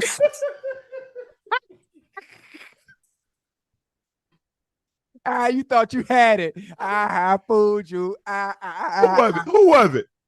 Donovan McNabb. I knew the only 2 I could think of that started in the late 90s was Donovan McNabb and Jeff Garcia. Yeah. See, Ocho, I be on it, Ocho. I be thinking about what the stuff I have to rattle off all these years. You be going back to the 60s and the 50s and pre-merger. You got to think. I'm going back to eras that I know and I'm familiar with. So if I'm asking you the questions, either you wasn't even in the 90s. What you mean? You ain't playing in the 90s. That's my era. I know I didn't play, but I watched. I was in front of my TV. So I seen you play at Savannah State when I was living in Miami. All right, that's it. Yeah, that was the last one. You got that wrong. That's all right. I won again. Yeah, all that confidence for nothing. So we even. No. Yeah, I'm feeling good tonight. All right, this is the last one, Ocho. Time for Q and A. Chat, don't be scared to ask, because I'm going to answer. Hambino Goodbody said, thank God y'all refuse to slander our brother OJ Simpson. We depend on Unc and Ocho to hold the culture down. Look, yeah, I mean, you can choose to believe he did it or he didn't do it. Mm-hmm. But still, death is not a time to celebrate. Yeah. And I get it, you're supposed to cry when someone is born because they're born into this sinful world and you're supposed to rejoice, but not in the way they're rejoicing. Right. But some people are, though. Some people don't care. You have to understand how society is. Everybody's going to view it differently. They're going to look at his past, some of the things that he's done in the past, whether wrong or right. They're going to hold that against him no matter what. So they're going to rejoice on someone's death. Now, whether it's wrong or whether it's right, everyone's belief and opinions are going to be different. Yes. So it's something that you can argue come sundown to sunset. Yes. It's people's preference, but I'm just saying, for me, regardless whether wrong or right, regardless of what happened, you don't celebrate nobody's death. Exactly. Because it's going to come a calling for you as well someday. Joshua McMahon said, you just alienated your white audience because you defend a murderer. Jury admitted he did it on video. Put this show on BET. Dumb decision. This show isn't going anywhere. Joshua, you have a choice. You can choose to watch or you can choose not to watch. There was no defending OJ. My only thing was, I don't celebrate someone dying. You can say he did it all you want to. That's not I don't get to form your opinion of your belief. But tell me, how did I defend OJ? What did I say that made you think I was defending him? Or you didn't say anything. You didn't say anything defending him. Because I'm not celebrating? Because I'm not saying, oh yeah, Ocho, you know he did it. You know he got away. So because I didn't do that, I'm defending. They're going to twist the words. They're going to always move the goalposts. They hear what they want to hear. Hey, if BET want to put us on, we'll go on BET. But you don't get to determine where we go. The show is called Nightcap, Unc and Ocho. It don't say nothing about Joshua. Unc, Ocho, and Joshua. I don't say that. So you don't get to determine where we go. So, Joshua, if you don't like the topics tonight or what we said about a man, because, OJ's family is mourning. They lost a father. They lost a grandfather. Somebody possibly lost a brother. And obviously, we've already empathized with the Brown Simpson family and the Goldman family. So you take it what you want, and you go scurry on along, okay? I love you, Joshua. I don't know how you say it. Narada Serrano. Following up from last week, finally received an email letting us know our order was just shipped. Just a thought, but a couple of those blue diamonds for our patients would go a long way, or at least let us know about the brush. Nah, bro. That's a secret. Man, you can't use it. Bro, you trying to use a diamond and the brush? Well, what's the brush? You ain't tell me about that one. Hey, chat. Anybody in the chat know about the brush besides me? I mean, when I hear the word brush, the first thing I think about, toothbrush or hairbrush. Now, any other brush outside of that, I've never heard of. Maybe there's a new word. Maybe you're using old slang. I need you to update your technology base or your word base so I get a better understanding of what brush means. Does anybody know what the brush is? I'm trying to see.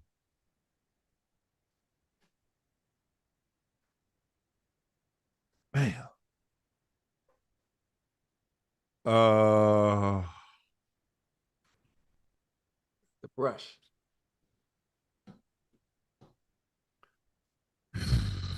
Man, they don't know what the brush is. Y'all try to use it. We ain't never heard of no brush, man. You give really? You talk about words from back in the 20s, man. We got I got it from. Yeah, you can tell us what the brush is. It's okay. This is Nightcap. Go ahead, explain it to me so I can get one. The brush, okay, is like a numbing cream. No, okay. So it's like this here. Right. But you don't feel nothing. Oh, so that's that could be dangerous, boy. That's what I'm talking. He talking about he talking about them diamonds and the brush. Oh Lord, boy, let's do. That's what I'm talking about. I could do wonders with that, boy. Yeah, man. I didn't want to tell y'all about that brush. Yeah. Matter of fact, you done told me about that brush. Now I'm finna go get that brush. Yes. Now, No, don't do that, Ocho. Ocho, don't do that. Don't do that. I have to, because you got to understand, due to my shortcomings in life, I really see somebody said that child of brush. He got 100. He got like 500s next to him. Okay. See, I need that. I need that. Nah, Ocho. I do. Ocho. Yeah. That's for the rare occasion. You know, like when you was younger and they be talking crazy. Oh, right, you right, ain't right. gonna do nothing. Oh, right. You ain't ready for this. Right. You're talking reckless. Right. That's when you're like, oh, you really about that? Boy, Yeah. I'm a blow your whoa. Ooh, Yeah. you ain't never had this before. Oh, really? Right. Boy, I'm gonna knock. Oh, when I get through with you, oh, you don't say. Yeah. Really? Yeah. See, I need that kind of confidence going in that specific area, because I've always fell short. 2 minutes. You know, I'm out of there. Now, if I can get that brush, if I can get that brush, I'm telling you, listen. Now, I know my shortcomings in life. I wasn't really blessed when it came to that area down there. You know, I can tell we family, chat, we family, you know. I'm not blessed. So imagine I get that brush and the kind of damage I could do, even though I'm only. Why you want to do that? Ocho, stay with me now. Ocho, you about to get mad. Why you want to beat the wife down like that? Yeah, just so she got a better understanding, you know, boom. Listen, chat, stay with me, chat. Do you know the type of damage I could do with 3 inches at 90 miles an hour? Huh? Well, you know the type of damage I could do? Ocho, Yeah. listen. You don't put that on somebody. Like that. Ocho. You don't put that on somebody you love. Yeah. Oh, what when she make me angry, huh? Yeah, when she make me angry. Ocho. Like I don't have no outlet. I got to have an outlet to kind of set the tone and keep order in the house. So when I need to keep order, I use the brush. So now I have an outlet. I got a way to, when I'm mad and I need to express myself in a way I can't, when I can't do it verbally, I could do it through the hips with the brush. Ocho, see the brush, now you have like, okay, you finish. Right. After a while. Right. Or they normally tap out like, I can't take this no more. Yeah, I ain't never experienced that. I want to experience that. You think they go to the bathroom, now they running, they all in your closet. They looking up under the bed. Right. Talking about who helped you. Ain't nobody help me. It's me and you one-on-one. It ain't no two, man. It ain't no 2-on-1. It's me and you, baby. That's the brush. I need that. No, Ocho, I need that. Ocho, you can't put that on the wife. Nah, man. You watch your damn mind. Shit me, boy. Boy, shit. Listen, anything that can get me past that 3-minute mark, I'm ready. Anything. Ocho, you can't put that on the wife. Nah, boy. Listen, you know what I'm gonna do? You know what I'm gonna do to her? I'm gonna knock the coins out of like a Sonic Hedgehog. not the coins right up. Ocho, yeah. Ocho, this is like you in a situation now, Ocho. Yes, sir. You got a woman. You love Rail. Y'all are great together. That's when you young and you meet her and she talking reckless. Oh, you think you got all them muscles? Yeah. Can't do nothing. Yeah, that's for one of them. Right. That ain't for something you put on somebody that you love. Nah, because she be talking reckless to me. She be talking reckless. Like, let me tell you, I can tell you, chat, I'm comfortable. You know, I'm comfortable with mine because it's me. She be talking reckless to me, talk about some go deeper. And I'm all the way in. Like, that's disrespectful to me. How you telling me go deeper? You know, I done ran out of me. Like, how you think that make me feel? Like, Unc, take with me now. I'm gonna tell you, because we family, chat. I don't care. I don't feel embarrassed. God ain't blessed me. It's okay. I got a big personality though. Yeah. Like, you telling me go deeper and I ain't got nothing left. Like, how you think that make me feel on the inside? You're like, damn, I already got a hip in you. Now, think about that. Now, if I get that brush, Ocho, listen. I hope you can't find it. I hope they don't do that. I hope they don't sell it no more. The chat gonna give it to me. Now, listen. I hope they don't sell it no more. Think about it. 3 inches at 90 miles an hour, that does damage. Ocho, come on now, stay with me. I hope they don't. I hope they discontinue the brush. You should I want hope they this. can't find it. I hope you can't find it. You should want this for me. No, I don't want you to do that. You should want. You know this what? For me. If you weren't about to get married, if it was somebody say, "Oh, hey man, check this out. This such and such. You talking regular to your boy. What can I do?" I say, "Hey, Ocho, get on the diamond, take that diamond, yeah, and then put that brush on there." Yeah. But I hope they're out of it. I hope you can't find it. Because I ain't gonna tell you where it's at. I ain't gonna tell you where to get it from. Trust me, I'm gonna find it. The chat gonna tell me anyway. I'm gonna go. Matter of fact, chat. Don't y'all tell him where nothing. I can get that brush. Hey, send it to tweet it to me or send it to my DM on Instagram or Twitter. Nope, don't do that. Don't do that, Yeah. chat. Hey, real good people. Nah. You ain't finna do that. Nah. You ain't finna do that. To my I piece. just told you what she be telling me. I don't care. And like how you like that to make me feel less than a man because I wasn't blessed. And she be making jokes, talking to me like that. How about go? I'm like, what you mean go deeper? Like I'm not all the way. Like, come on, now. That's disrespectful. Hey, chat. Y'all keep that between us. Y'all keep the brush between us.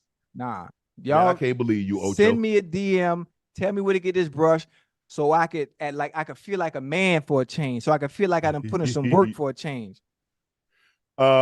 Man Will said, "Hey, Unc Ocho, placed the pre-order in February for some Laportier. Received a message today that my order has been shipped. Man Will, thank you for your patience. Sorry that it took so long, but bro, the overwhelming support and the positive feedback that we've gotten, we could have never anticipated this. So thank you for your patience, and we appreciate it. Enjoy." Drain Master says, "Unc Ocho and Ash, I come to y'all as humble as I possibly with a question. Why do you have to see commercials during live broadcasts? This makes us miss what's being said. Can you guys consider do on replays, love, and respect?" That's an Ash question, not an Unc and Ocho question. So another donated $85.81. It said, "Hey guys, can you guys give a birthday shout out to my friend Edwin?" Edwin Sorrento donated and wanted to say happy birthday. Said, you his friend, and it's your day. Hopefully it's very, very special. Hopefully you enjoyed your day. Yes, sir. And many, many more to come. So happy birthday from Nightcap crew, Unc and Ocho. Happy birthday, Edwin. Happy birthday, Ed. Turn up the day, boy. Laney Ray said, we're talking about safe words in a chat. I said there have to be at least 2 syllables. What are your safe words? Or if you don't have one, what would it be? My safe word? Yeah. Like, you know what I'm saying? Ocho, now you in my lane. Right. Oh, yeah. One hand on you. One hand on you. You see how you get excited, see how passionate you are because you have experiences where women have had to use that safe word. I don't know what that's like. Oh, no. See, I ain't put, like I said, I ain't used the brush. I wouldn't even think about putting that brush on somebody. Mm-mm. There is not a woman that can make me dislike her enough because I know what that's capable of doing. Damn. Now, I know it's funny. It's so funny. Like I've been living with this for 40, 46, 47 years, right? Mm-hmm. And not having anything to help. I've tried, pills at the gas station, the Rhino pill, and I tried Extends, and everything has always been under 3 minutes. And on top of that, so it's like Real be calling me 3 and 3 sometime. She be calling me 3 and 3, trying to make fun. I'm like, oh, you told her yourself, how you 33? Yeah, no, she called me 3 and 3. 3 inches, 3 inches in 3 minutes. So she be calling me 33 sometime. Like, well, damn, like that's disrespectful to me. I even looked into getting, surgery and see if I could kind of enhance and keep the spice in the relationship going on, because I could only be funny so often. Yeah. That's why, I could only be funny so often. I mean, they said, you rolling, 3 inches of meat, 3 inches of tongue, that's 6 inches. You good. Nah, not really. That don't work. That's why I hurried up and had a baby real fast. So the chance of you leaving me, they decrease significantly, because now you're stuck. See, you see what I mean? You see how I played that? Hurry up, get the baby out you. Now you can't leave me, because if you do, now you're gonna be you don't want to be a single mama, do you? Huh? See? So I played that one real well. But I mean, it's always been one of the things in my life where I've always fell short And I'm not ashamed to say that because we family, chat, we family, and I'm letting you in on my personal life. And that's what Nightcap is all about. So what would be your safe word? My safe word would probably be giraffe. Yeah, giraffe. Red Rock.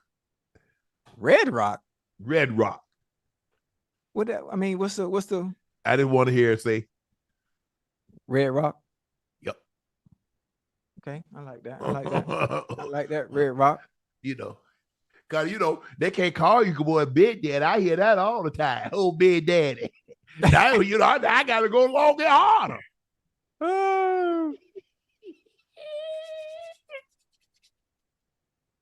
Oh, man.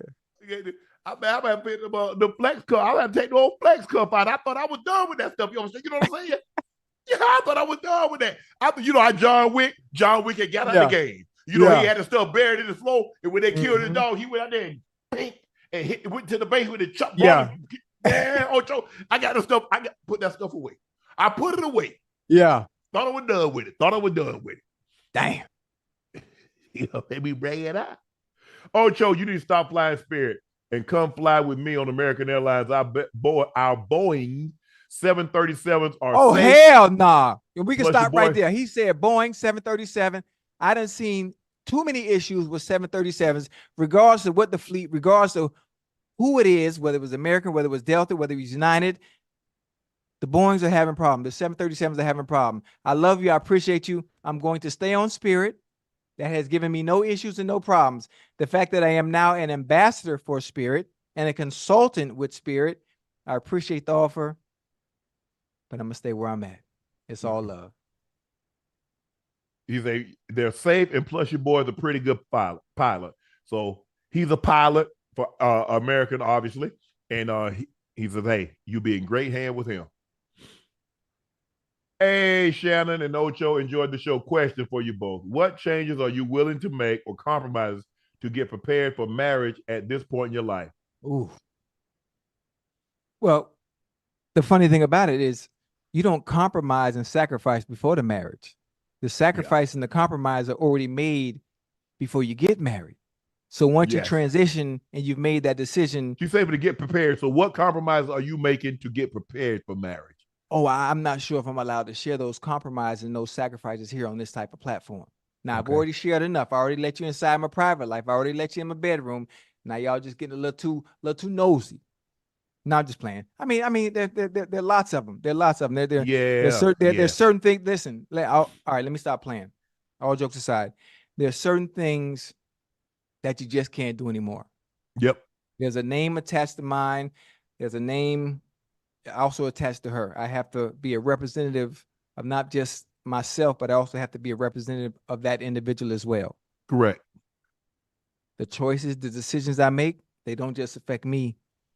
They affect that individual as well.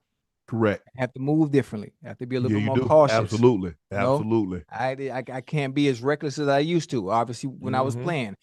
And it was reckless in a manner of not one that I can get in trouble. It was just my decision making. I got to be a little bit more strategic, a little bit more methodical in some of the things that I do. And it comes with the territory, and that's something, especially at this age now. Unc, I'm not getting no younger. I ain't getting no younger, so it's that time for me. Patience would be my number one. Yeah.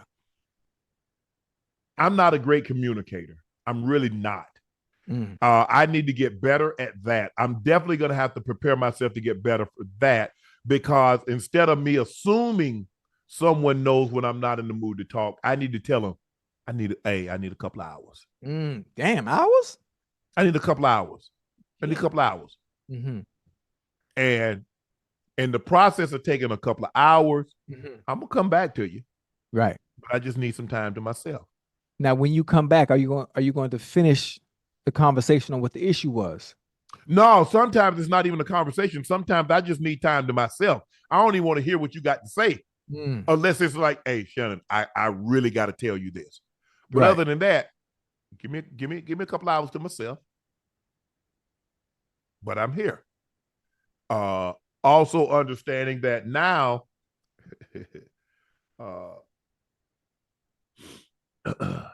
it's really all ours now. So what's mine is so, you know,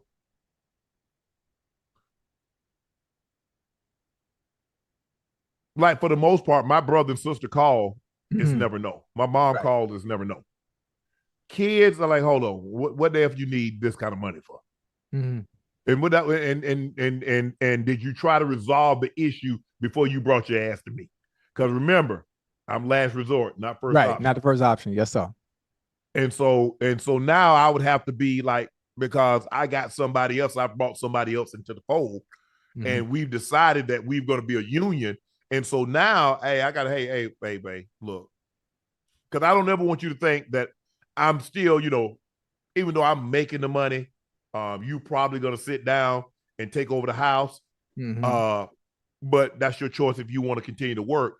I don't want to be a situation where I'm telling you I'm not doing something, but I'm secretly doing it anyway. Hey, my sister called, she need X. Well, dang, your sister just, man, I've just got to like, because that was always a problem in my relationships. Right. Well, your sister, I don't care if my sister called yesterday, if she called Monday, Tuesday, Wednesday, Thursday, Friday, Saturday, Sunday, Monday, Tuesday, that's my sister. Right. If my brother called, that's my brother. If my mom called, that's my mom. If my homeboys. Right.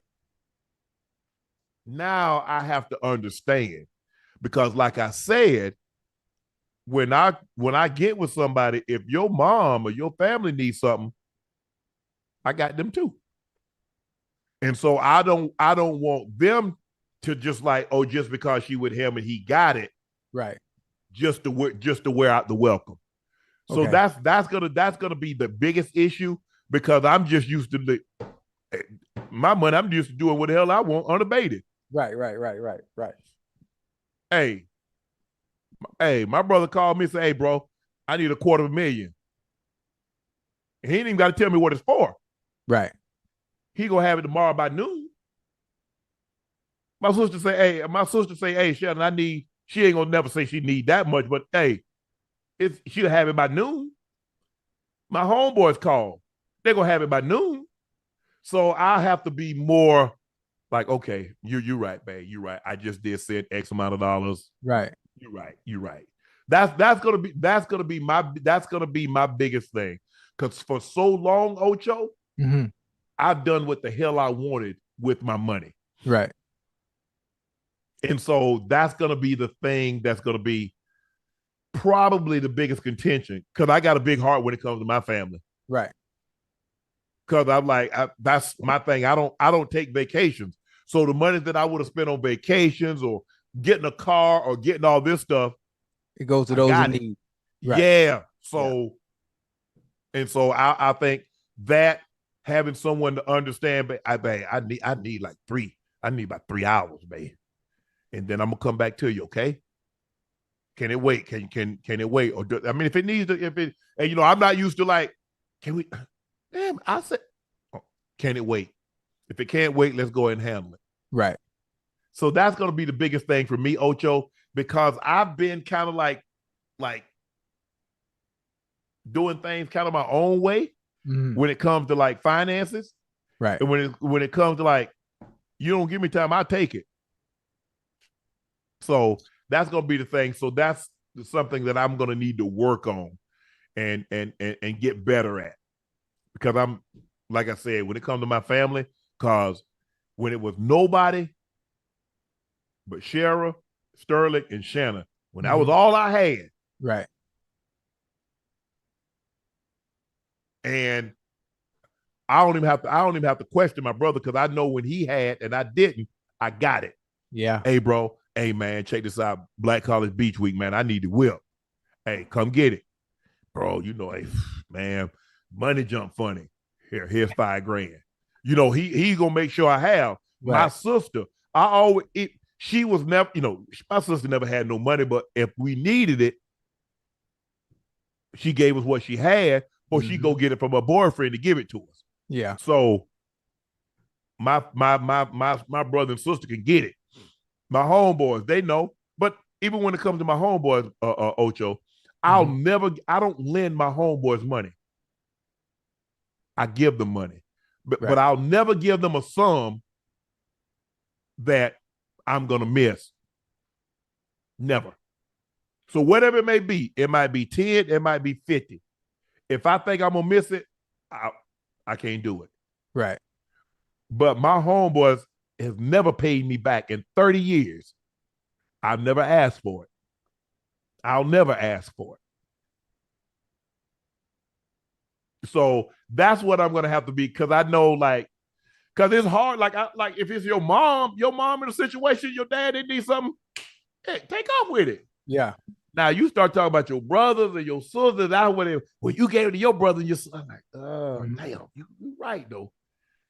I said, but when I said that, I kind of meant your mom. I kind of meant like your mom and your dad. Right. But hey, that's how I am, Ocho. So I've got to be better at that, because even my kids, I'm like, because I try to teach them, kind of like, okay, guys, come on now. Y'all need it. And don't be reckless with the money. Right. I give, hey, what's it for? Because if I find out you jerking my money off, now I'm gonna feel some type of way. Wait, yeah. But for the most part, they've been good when they need something.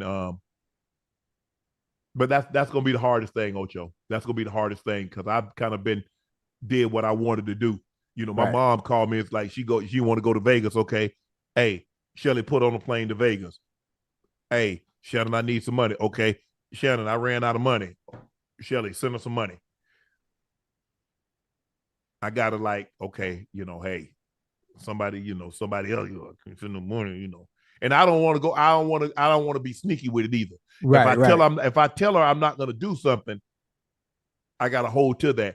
Even though, like, damn, they used to me for 35 years. Anytime they call, they got it. You got it, yeah. But I think we might have to put some stipulations. Look, my brother and sister, man, they call. Hey, I'm sorry, I might have to, Right. Andrea said, can we get some Nightcap merch coming? I got a big crush on Unc with love and mug, with Unc and Ocho's facial expressions on them. Same for Laportier. We need some glass sets. That's coming also. Patrick Rendon said, hey guys, my dog passed away yesterday. It didn't hit me that he was gone until I got home and there was nobody waiting for me at the front door. What's the thing that helped you when you losing a dog? Bro, telling you, it's sad, bro. It's like losing a family member. And they've studied it. It says when people lose a pet, they relate it to like losing a family member. Because it is, Ocho. I mean, that pet has been in your life. Notice what they said. Pet.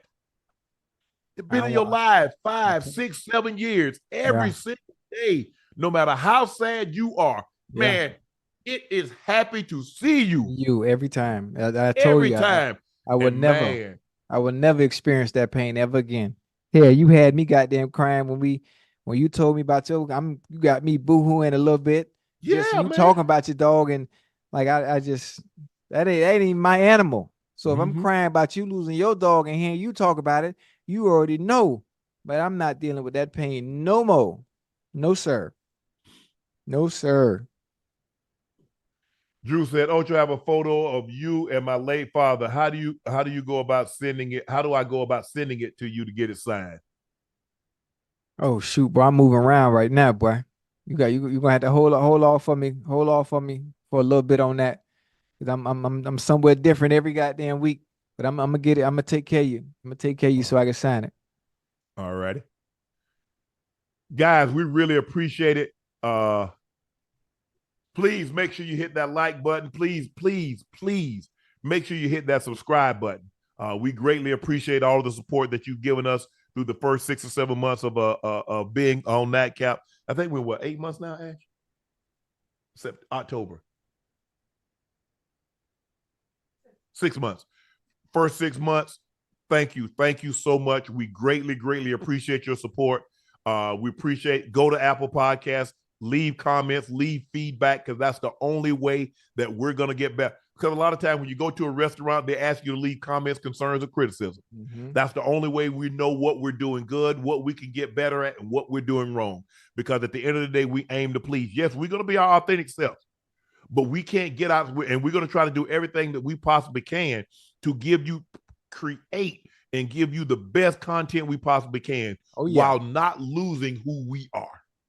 So thank you again. Please make sure you like, please make sure you hit that subscribe button and head over to Apple Podcasts and leave any comments, concerns, or criticism. Thank you guys. And please make sure you subscribe to the Nightcap podcast feed. You can listen to Nightcap through the Club Shay feed, but we would greatly appreciate it if you signed up and listened through the Nightcap feed. Thank you guys for selling out the Shea by Laportier. Thank you guys that jumped in the chat and say you received an email that your shipment has been shipped. So thank you for your patience. We're doing the best we can. Normally, Ocho, the process is that when we bring shipments over, we bring it over through freight, right? Through a tanker. Mm-hmm. What we've been doing, because we're backlogged, we're flying it over at double the rate air freight. Mm.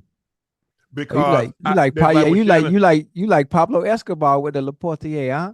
Bringing that thing on the plane. Shannon, this is greatly going to diminish. I said, I don't give a damn about no profits. Right. Y'all done put it on the line. Right. These people spend their hard-earned money, and we said we were going to deliver it in a timely fashion.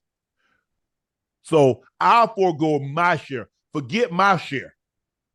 Get the people the cognac. Mm-hmm.